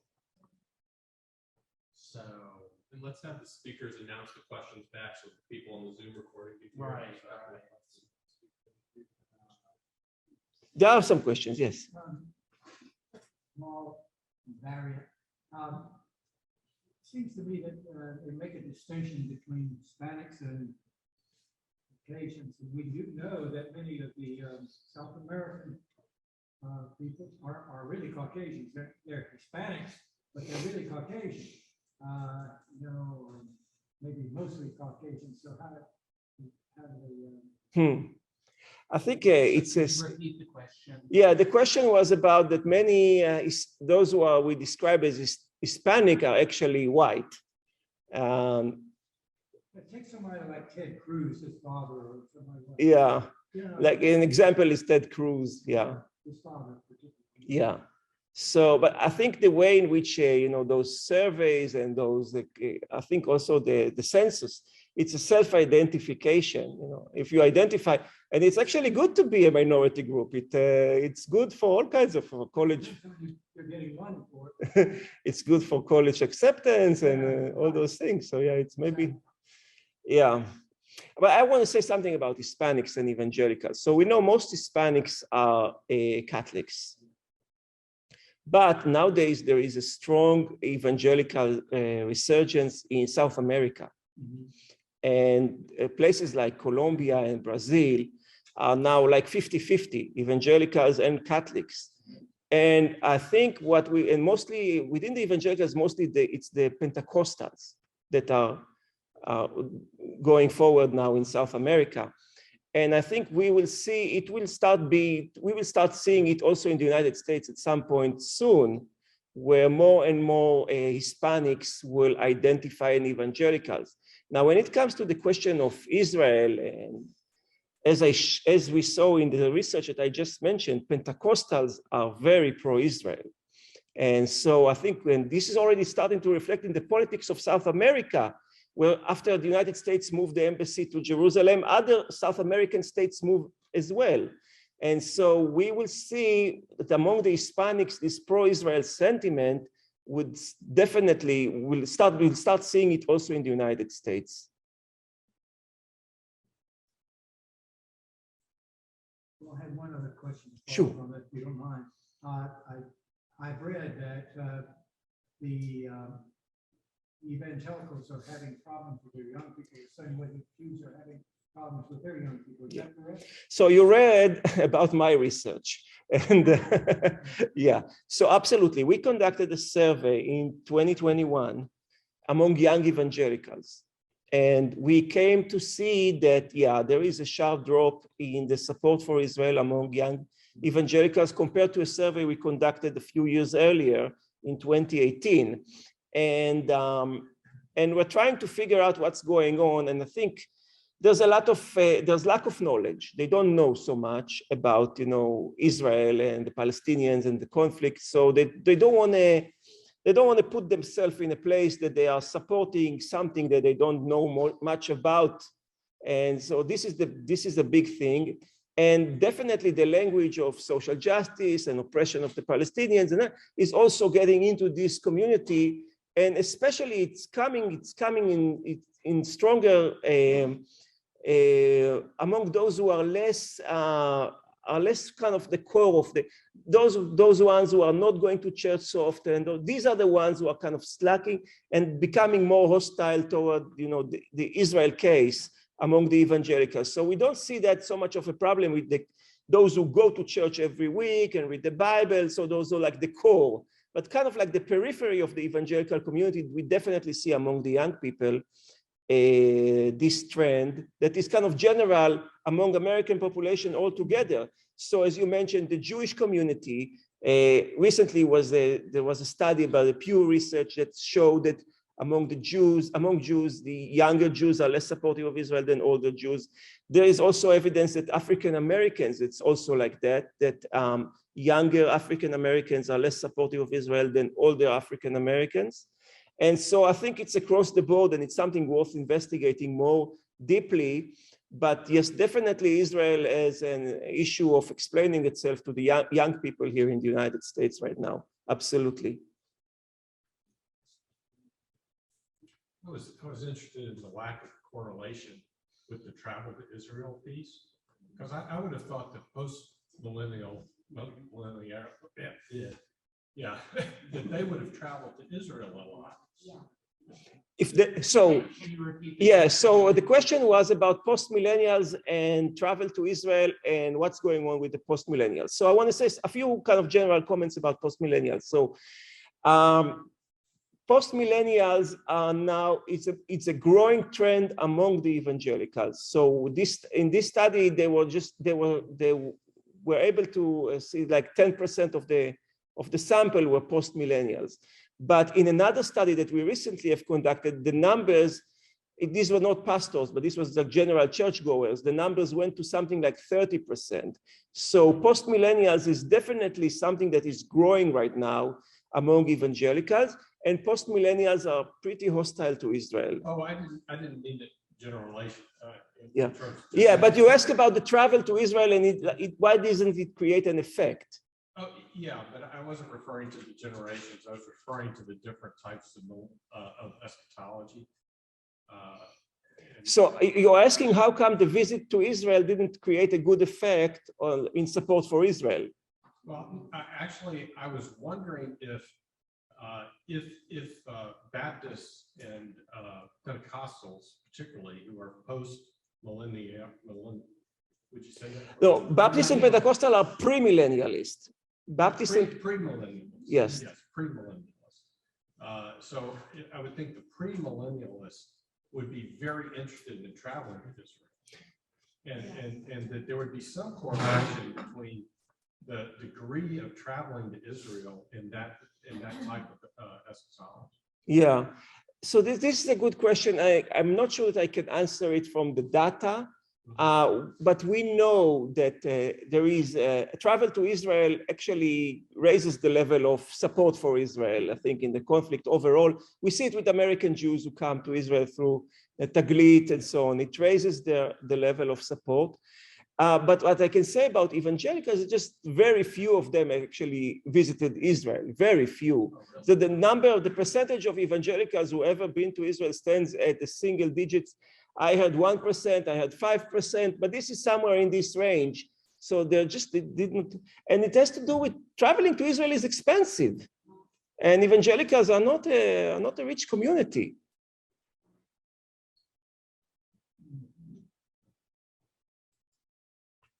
Do we have any more? Something Perry, can you go up there? Because we're having a lot of back and forth and the people online. I just want to know about Reverend Hagee. Okay, so what's the question about Reverend Hagee? What do you? Well, he's pre-millennial, right? Yeah, the question was about Reverend Hagee. He's the head of the movement called Christians United for Israel. And it's a big lobby in Washington, D.C. They have some like 10 million members who are paying members to Christians United for Israel. Reverend Hagee is a Pentecostal premillennialist, a big supporter of Israel. Reverend Hagee is 80 years old, and he's now starting to phase out from his mission. And and now Christians United for Israel, as I understand now, they're starting to think about, who's going to succeed him and what's going to be next. Yeah. So the next question is, have Messianic Jews ever been polled? What? Have you asked these questions about Messianic Jews? The Jews that they say they're Jews, but they're actually Christian. Yeah, so the question was about Messianic Jews and their relationship to the evangelicals and to the state of Israel. I guess this is what you wanted to ask? Yeah, I mean, that's the question that's been posed. Okay, so Messianic Jews, evangelical community in the United States stands about 25% of American population. So let's do the math. 80 million people, I'm a religious studies professor, not a math professor. So let's do the math. Messianic Jews stand at about 1% of all evangelicals. So it's a small movement. It's a small movement altogether. They are very supportive of Israel. And they are moving and they are mobilizing the evangelicals to support Israel. They are doing a lot of work in that regard. I had a few evangelical students. They are very interested in studying about Judaism, study about Israel. There's a lot of interest from their perspective on the Israel thing. But this is a small movement, a very small movement within the evangelicals. I'm trying to get clarification on a question, but another one is, does supersessionism equate with anti-Semitism? Or is there a difference between the two philosophies? So I would say, and this is what I teach my students, that I would distinguish between anti-Judaism and anti-Semitism. And anti-Semitism is a racial definition. As the previous speaker mentioned, that the Jewish students have to write their race as Jews, basically identifies Jews as a racial group that has its own racial qualities, whereas anti-Judaism is a sentiment against Judaism as a religion. So anti-Judaism, basically from the perspective of anti-Judaism, there is a cure for the Jewish problem. Yes, if a Jew would convert to Christianity, the problem is solved. Yes, this is from their perspective. But from the perspective of an anti-Semite, there's no cure for Judaism because it's a racial thing. As much as a person cannot change his skin color, he cannot change his Judaism. It's a racial component. And this is why the Nazis try to destroy or to kill all the Jews, because from them, this is not something you can cure by conversion or whatnot, or doing something. You know, it's unsolvable. So supersessionism is definitely an anti-Jewish sentiment. Absolutely. And supersessionism is also develops into an anti-Israeli sentiment in which the state of Israel doesn't have the right to exist because Jews as people do not have the right to exist because they are supposed to be Christians. Yes. So this is what it stands for. So I'm a little unclear about the next question, but it says, can you give us an idea about, and then it just says their support or lack of support for Israel. And I assume the speaker or the questioner was asking about the three different groups, the premillennials, amillennials, and postmillennials. So the question was about Israel, yes? Do they support Israel as a nation or do they not? Yeah, so you see, it's a mixed bag. The premillennialists, which is the largest group among the evangelicals, but it's also the older group. These are the older people. They support Israel. They support Israel strongly because they connect it with the second coming of Christ. For younger people, it doesn't speak to them. It doesn't speak to them. Second coming doesn't speak to them.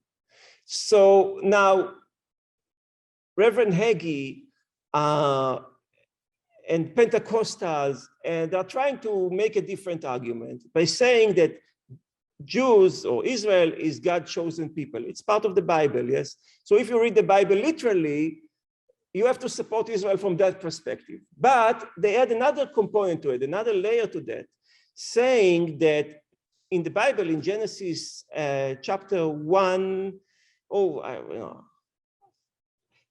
so when it's not chapter 1, when God speaks to Abraham and makes this covenant, this deal with Abraham, that would make Abraham his chosen, make Abraham and his descendants the chosen people, there is also a verse that says, it continues, that I will bless those who bless you, and I will curse those who curse you. Referring to the Gentiles, yes, now he's referring to the Gentiles. If the Gentiles will bless Abraham and his offspring, they will be blessed in return. Now, among the evangelicals today, there is this, it's very prominent kind of, it's called a prosperity ideology, by which if you'll be a good Christian, God will make you more prosperous. If you want to make it in the most simple way, you say, if you'll be a good Christian, God will put cash in your pocket. Yes. And so, and it's very strong among the Pentecostals, and Pastor Hagee is a Pentecostal.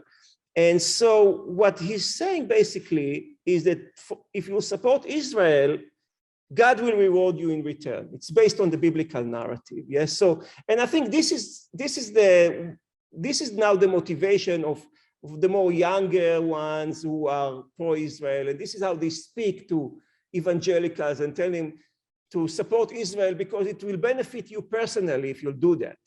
God will reward you in return. So the eschatology and Jesus and this is kind of like, it's being pushed aside now. It seems like our surveys show that this narrative is pushed aside, and now prosperity gospel is more dominant in the way in which they look about Israel. Okay, we have another question from the chat. I'm interested in how the perspectives translate on campus. Are students affiliated with Church of Christ pushing BDS on campus? Are they facing opposition from Baptists and Pentecostal students? The answer for that is that I don't know. But, but I do know something interesting, that the Lutheran Church of Missouri Synod had partnered with a Palestinian university in Bethlehem. And this Palestinian university is actually, it's a big name in BDS, actually. So the Missouri Synod, the Lutheran Synod of Missouri is actually supporting BDS, yes. Maybe indirectly, but they do. Yeah. All right, well, thank you. Oh, thank you. One more question. That was what I just said. Okay, thank you.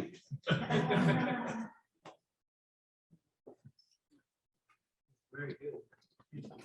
Our next speaker is Professor John Dayton, who has many, many titles, and will talk to us about Defending against white Christian nationalism and the resulting increase in anti-Semitism. okay, and we're in good shape time-wise. So Okay, take- great. Take whatever you want. So Until recently, most of you have probably never heard of the term white Christian nationalism, but it's become a problem we really can no longer ignore. If you read, for example, the Washington Post this last Friday, the Washington Post ran a story on how white Christian nationalists are becoming increasingly more radical and aggressive in attacking democracy and voting rights in favor of fundamentalist theocracy and authoritarianism. And there was a briefing in Congress, in fact, on Thursday, on white Christian nationalism and the January 6th Capitol insurrection. We have a serious problem. White Christian nationalist extremists are increasingly behaving in ways that mirror some of the behaviors that we'd seen in Muslim extremists in the Middle East, using political violence to attack people and institutions that do not support their religious fundamentalist beliefs. This is hardly a new problem. White Christian nationalism in the US is as old as the US, but changing demographics in the US have white Christian extremists become increasingly unhinged and aggressive. Two studies on demographics help to explain why. One is the Pew Research study from 2014, and it found that the Christian population in the United States is declining, while the number of persons who do not identify with organized religion is growing. They are losing, in fact, as you mentioned earlier, some of their own children are not going to attend the church anymore. The decline in Christian affiliation is particularly pronounced among young adults, but it's occurring among all age groups, they found in the study. Also, religious intermarriage is increasing with nearly 4 in 10, 39% in the study, reporting that they are in religiously mixed marriages. Another key finding from the PRRI study on America's changing religious identity in 2017 basically confirmed these findings, and it said that white Christians are no longer a majority in the United States. Just so everybody got that, white Christians are no longer a majority in the United States. In fact, the numbers are really quite shocking. The number of Americans identifying as white and Christian was 43% in 2017. Now, for some perspective, that's down from 81% in 1976. So anybody that's old enough to remember 1976, and I confess I'm old enough to remember that, at that particular time, there were 81% of Americans who would have identified as white and Christian. By 2017, some time ago now, what we find is that it's down to 43. You also find that only 30% as of 2017 were white and Protestant. That was down from 55% in 1976. So that's a dramatic shift, and people have noticed. The religiously unaffiliated is the group that's growing the fastest.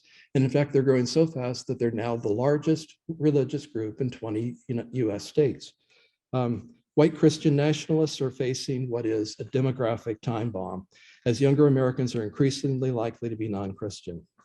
When you combine this with the reality that white people will no longer be a majority in the United States as of 2043, you can see why white Christian nationalists, particularly hardcore white Christian nationalists, are now attacking majority governance, democracy, and voting rights. They embraced democracy when they were the majority, but as they're not, it's becoming increasingly problematic for them. So slide 2, Gary. Thank you very much.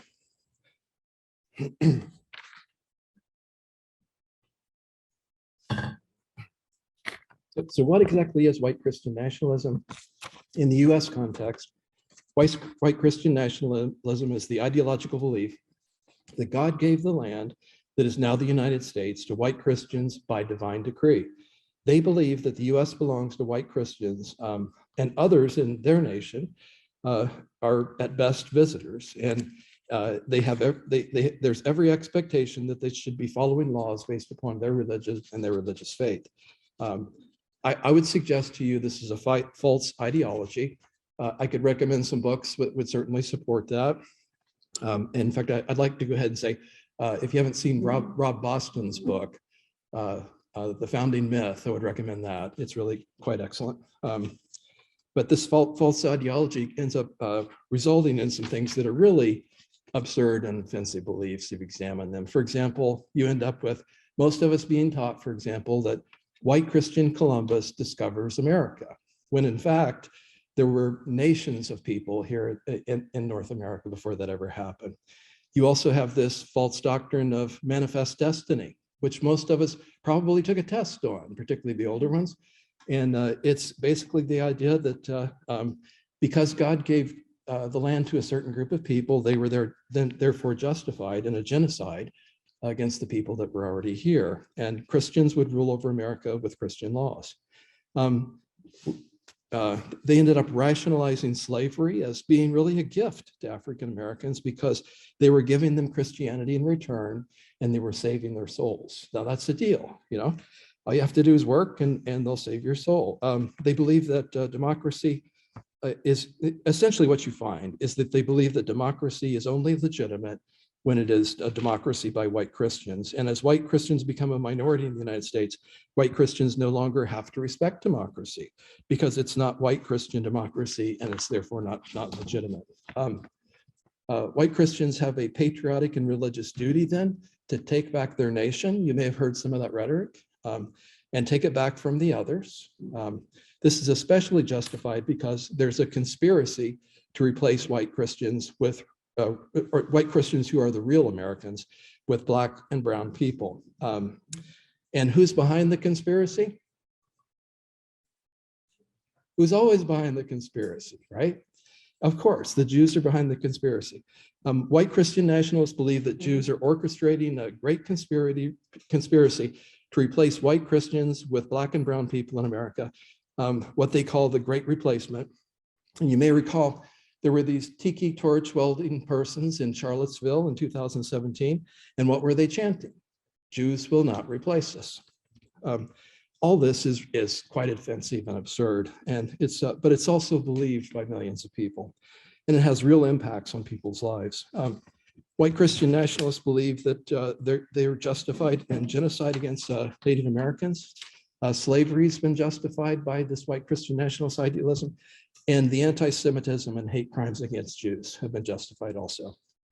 And I would suggest to you that the US South has been ground zero for all of this. Anti-Semitism has always been virulent in the South, but it has ebbed and flowed over time. And in 2015, though, you saw a massive resurgence of anti-Semitism, and it really reemerged with a vengeance. In 2015, the KKK was reborn in the South in response to large numbers of turn-of-the-century Jews immigrating to the United States. White supremacists didn't like the new immigrants, of course, but most of all, they feared Jewish success. Could you go to slide 3, Gary? Did you mean 1950? You said Yeah. 2000. Yeah, I meant 1950. Sorry. I find this quite disturbing, and I apologize that it's disturbing to others, but it's reality. And I want you to consider the case of Leo Frank in Georgia. Leo Frank was a successful Jewish businessman in Atlanta, but to end this success and send a message to others, Frank was set up by being falsely accused of a crime and then murdered by a lynch mob that included state law enforcement officials who arranged for his false arrest, and then they murdered Leo Frank while he was in custody. In that group who murdered Leo Frank, you can see the sheriff and a future governor of Georgia. They took photos of this, and they didn't even bother to hide their faces. And this was covered up for years and years because one of those people did in fact become a future governor. Following the murder of Leo Frank, the KKK then burned a giant wooden cross on top of Stone Mountain as a message to everyone that the KKK was back and they were now totally in charge.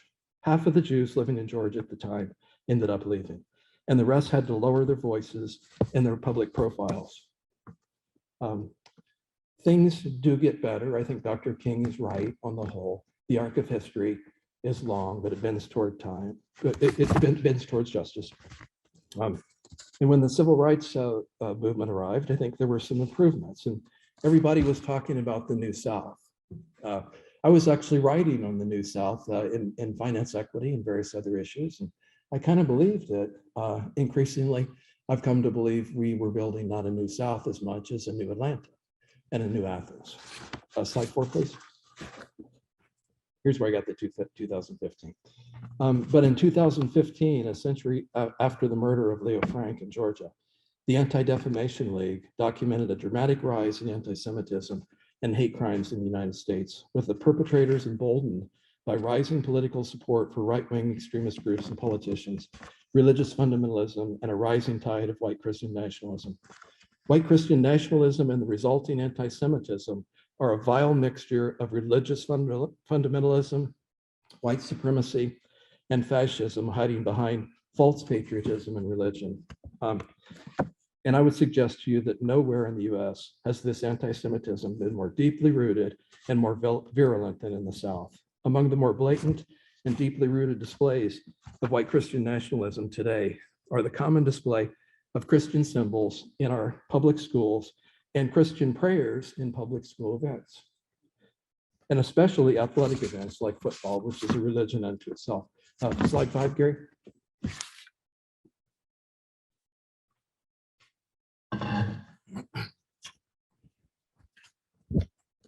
You may recognize some of these people. Coach, because these are real photographs right here in public schools in Georgia and public universities.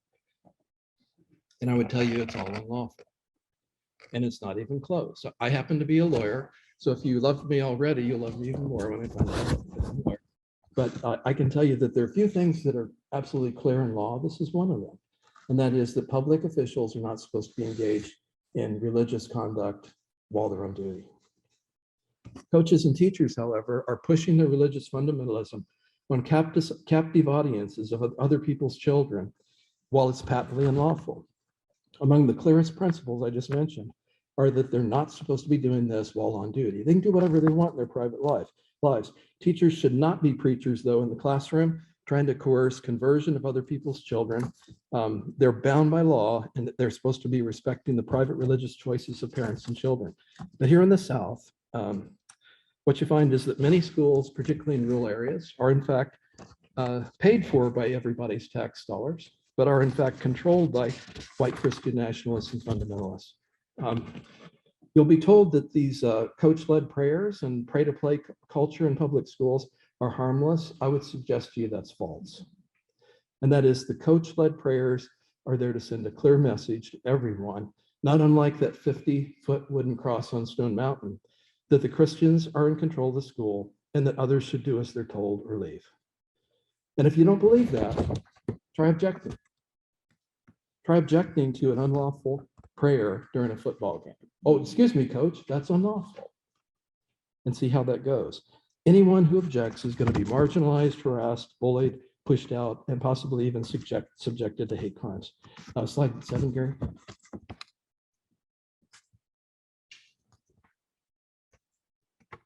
Let's see. Get out of there. A case in Oklahoma, for example, and you can look this up, the Smolkowski case, ends up starting with a Jewish public high school student being coerced by a basketball coach to say the Lord's Prayer, but resulted in her father being physically attacked by the principal, who then falsely charged both the father and the daughter with felony level crimes. So wrap your head around that for a second. They're the victims here, and they ends up getting arrested. And it's a conspiracy with local law enforcement agents to discredit this Jewish family and force them out of the community. Smolkowski, the student's father, said this about the case. Though I worried about being sent away for 5 years on bogus charges, my dread was the Christian mob. They knew I must be found guilty in order to slow or stop the civil case being filed in federal court. Since the start of my daughter's stand against the public schools' disregard for the law of the land, it was imperative to run us out of the county to make any civil action non-valid. The courtroom was packed, for it was the Bible Belt. But there was no love in this courtroom. The loving Christians brought their children to hear the verdict. They brought the town. They brought ministers. I even saw another judge in the back of the room. But it was lies then, and it's lies now. And the district attorney knew it. People prayed openly for a conviction, many holding their Bibles, but yet the so-called victim, the school principal, the 325-pound victim, the ex-Marine, was nowhere to be found. Neither was the assistant district attorney to be found either. This vindictive bogus case was false from the beginning. But this is a place where children write on their school books, the South will rise again, that Black people caused slavery, where religious fanaticism is fused with political rhetoric and political leaders pander to this madness. This place has a sickness, a malignant disease, and it's spreading. Smolkowski continued, despite all their prayers, lies, crooked cops, warning that justice better be done, packing the courthouse with their followers, the religiously motivated frame-up was obvious, and the jury ultimately had to find him not guilty. And Smolkowski concluded with this. Our forefathers are on our side in this fight. From Adams to Madison to Jefferson and Payne, they all knew the dangers of a theocracy. Within the federal courts, we can protect this nation from a theocracy. The wall between church and state must stand, but the wall is being battered and cracks now appear. The fundamentalists are at the gate, attempting to breach the wall and send us down the road to an age of darkness and fear. Similar events happen all too commonly, but the vast majority of these violations end up going unreported because of fears of retaliation against victims of religious coercion, including intense peer pressure, intimidation, bullying, threats, hate crimes, and violence against minority faith students and their families. Fear of retaliation is a serious concern for Jews living in an aggressive proselytizing community. I know this from bitter personal experience. A nearly identical incident happened to me and my family in 2015 in Ecology County, Georgia. Our child was unlawfully asked by the public school teacher coach to lead the high school basketball team in the Lord's Prayer, and then was intentionally outed as a Jew by the coach in a culture where this was unsafe. Yeah. Yeah, I might have. Did we lose sound again? Well, I got a message that people are having trouble hearing. Okay, can you hear me now? Yeah. Okay, sorry. Yeah, I might have been just, yeah. Okay. Trey, can you hear him? Yeah, we can hear you, John. I don't know if your notes are, Yeah, that's papers you have possible. on you are Yeah, near that's the microphone, because possible. that's where we're hearing the pages. Well, can you hear me now? What I was talking Yeah, about we can hear you. was I know this from bitter personal experience. In 2015, we had an almost identical incident that happened to my family in Ecology County, Georgia, just across the river here. And it's a rural community. Our Our child was unlawfully asked by the public school teacher coach to lead the high school basketball team in the Lord's Prayer and was intentionally outed as a Jew by the coach in a culture where that was unsafe. Predictably, this was followed by anti-Semitic death threats. We had people shining lights through our windows at night. We had people banging on our doors at night. They vandalized our home and they set our mailbox on fire. And as bad as all that was, public school officials only made it worse. It turned out that the 6 people that were arrested were high school students, and that this had in fact started with that incident with the coach and the basketball team, and it spun out of control. And when I went to the school officials, what I got from them was an angry refusal to follow the law or their own policies, and instead pandering to the fundamentalists in the community while threatening the victims. And it's not just me. I happen to do work with the, at that time I was in contact with them and have continued with the Freedom from Religion Foundation, and also work with the ADL and also Americans United and ACLU. And this is a all too common occurrence, unfortunately. And we still see this threat growing in the South and beyond the South. Remember what I said earlier about in 2017, we had white supremacists chanting, Jews will not replace us in Charlottesville. And remember what happened on January 6th in 2021. Both of these were open, massive white Christian nationalist violence and insurrection. Take a look at the photographs from that era. Take a look at the flags, look at the symbols, look at the Proud Boys kneeling in prayer, and the justification to take back our nation. Maybe even more chilling, I would suggest to you, is what's happening in Russia. And what I would suggest is white Christian nationalism Russian style, with Putin pandering to the Orthodox Church. And maybe we see a proxy war emerging between Putin's Russia and this sort of pluralistic democracy in the West. I would suggest to you that Jews are only safe in a pluralistic democracy under the just rule of law. That's where we find our safety. That's where all persons who happen to be vulnerable find their safety. Go into slide 9, please, Gary. Maybe one more.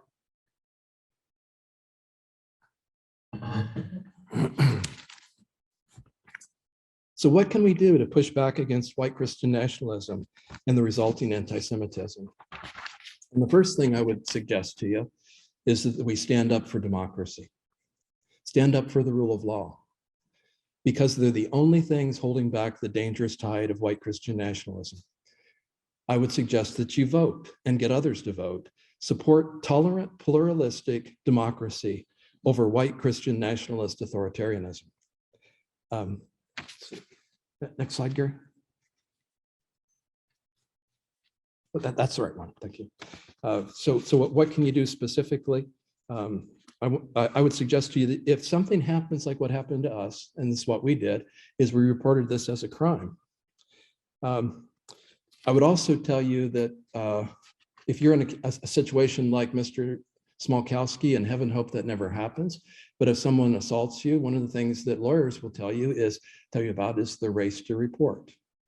If there's a physical altercation, what happens is the way the police system works is that whoever reports is assumed the victim, and whoever they report is assumed the assailant.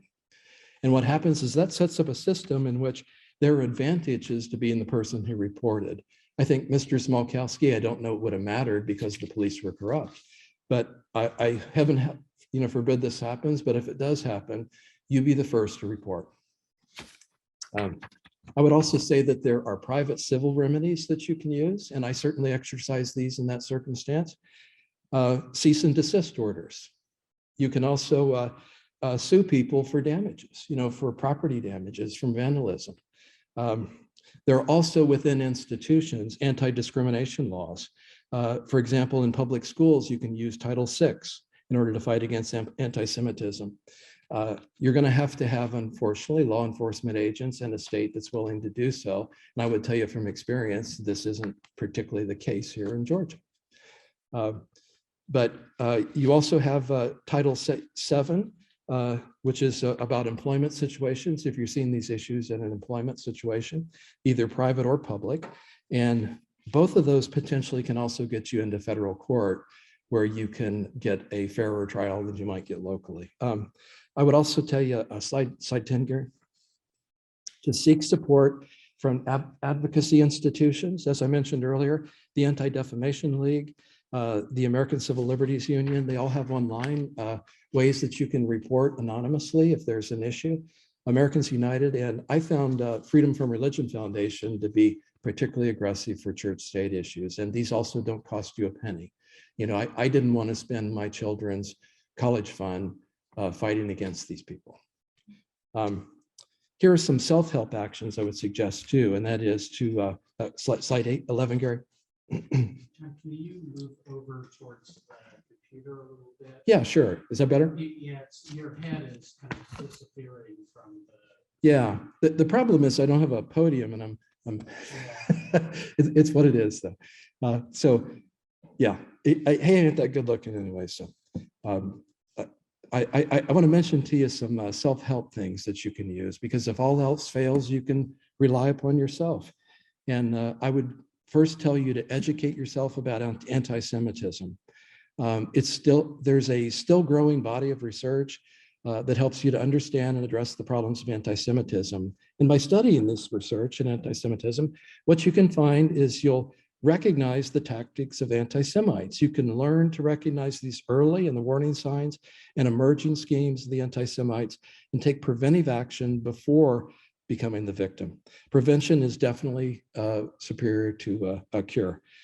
Educate others about anti-Semitism for the same reason.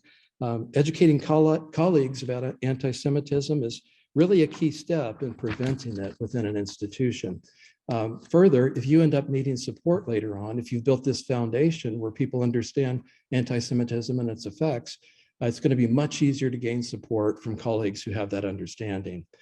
I would also suggest to you to push for the enactment of effective anti-discrimination laws and policies. The South has been very resistant in adopting hate crimes laws. Some Southern states have still not adopted hate crimes laws. And some of them are weak and ineffective, and law enforcement agents aren't particularly willing to enforce them. You keep pushing forward with that. Build a strong network against hate. A strong network of support is always beneficial, but if you find yourself in a crisis, in a full-blown anti-Semitic attack, you'll weather this attack far better with a strong network of support in your community. Anti-Semites end up trying to make their victims feel isolated and helpless. And to defend against that tactic, work to further strengthen your support systems, and always do what you can to provide support to others who are under attack as well. Take early warning signs seriously.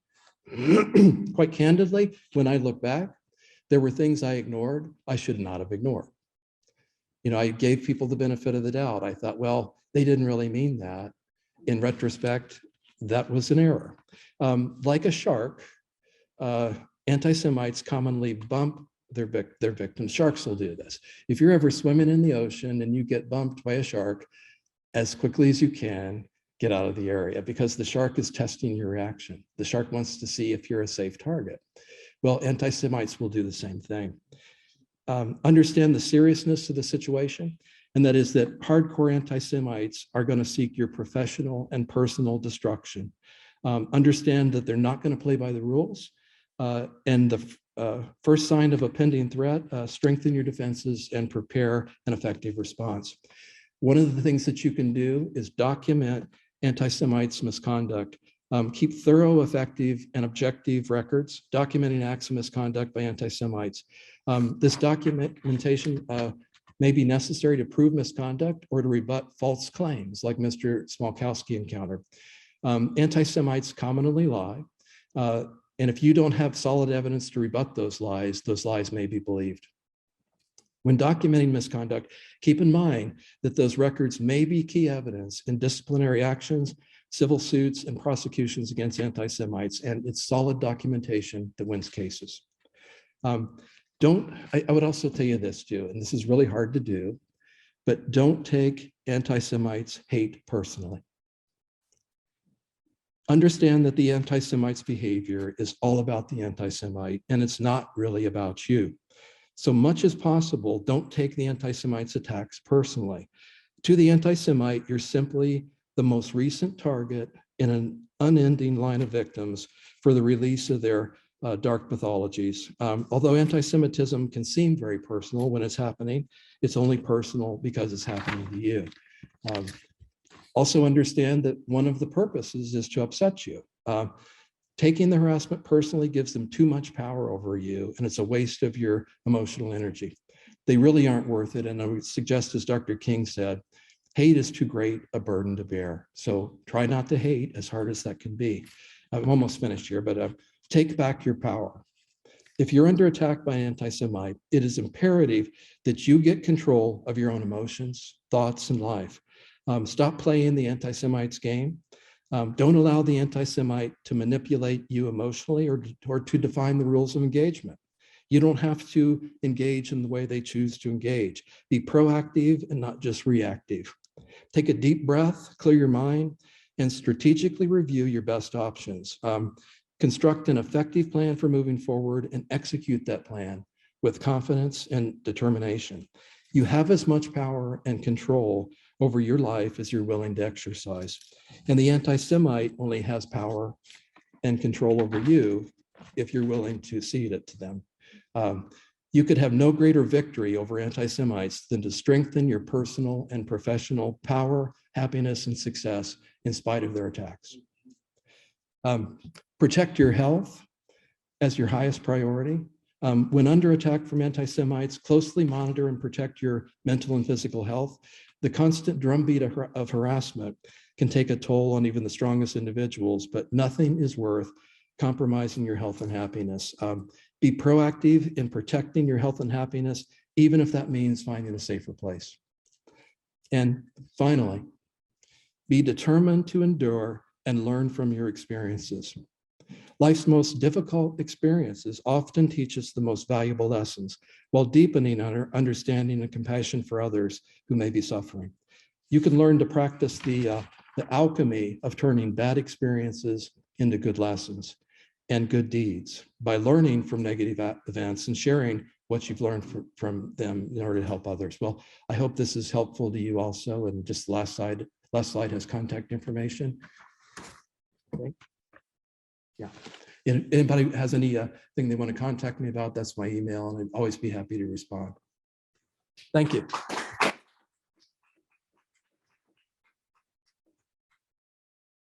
Any questions from here?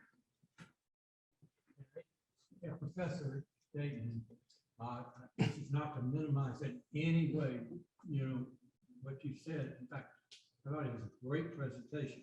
But what about, we see a lot of problems on the left, and also, and Robbie Friedman spoke about it many times in his presentation, the Jewish anti-Semitism, that self-hating Jew. And we many times get undermined by people in our own midst. Would you comment on that? Sure. Thank you very much. And that is, of course, an important question.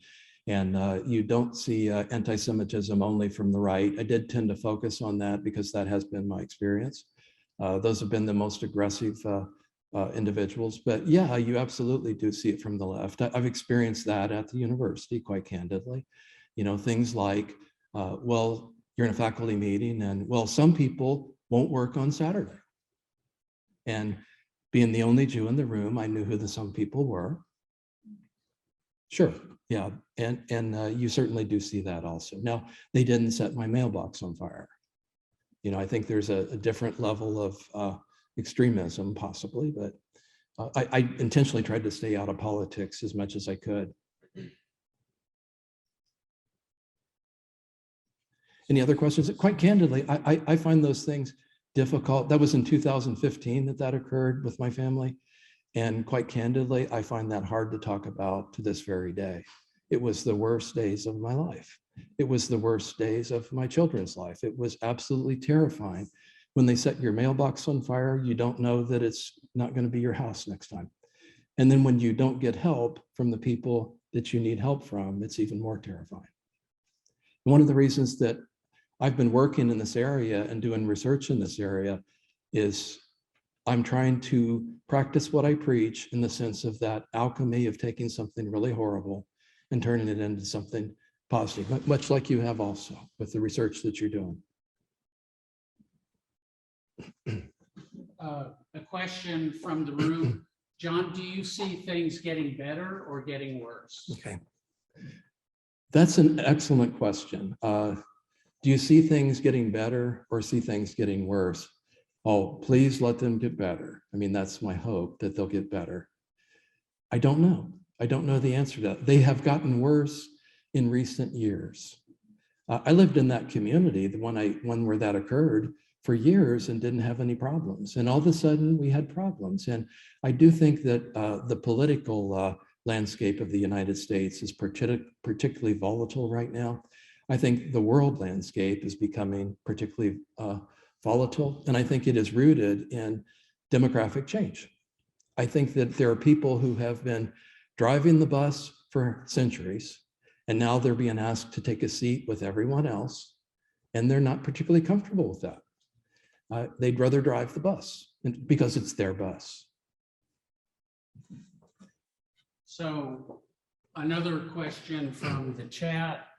And for those of you who don't live in the Athens, Clark County area, the incident and the community that John lives in is an adjacent county. It's a little bit of a commuter county for Athens and UGA, and it's called Oconee County. So the question is, are you worried about the woman running for Oconee Board of Education who apparently linked wearing masks to wearing a yellow star and being put on a train?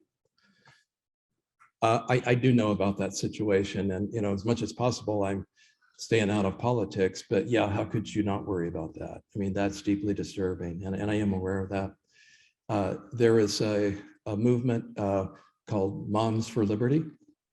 Anybody aware of that? They may be moms, but I'm pretty sure it doesn't have anything to do with liberty.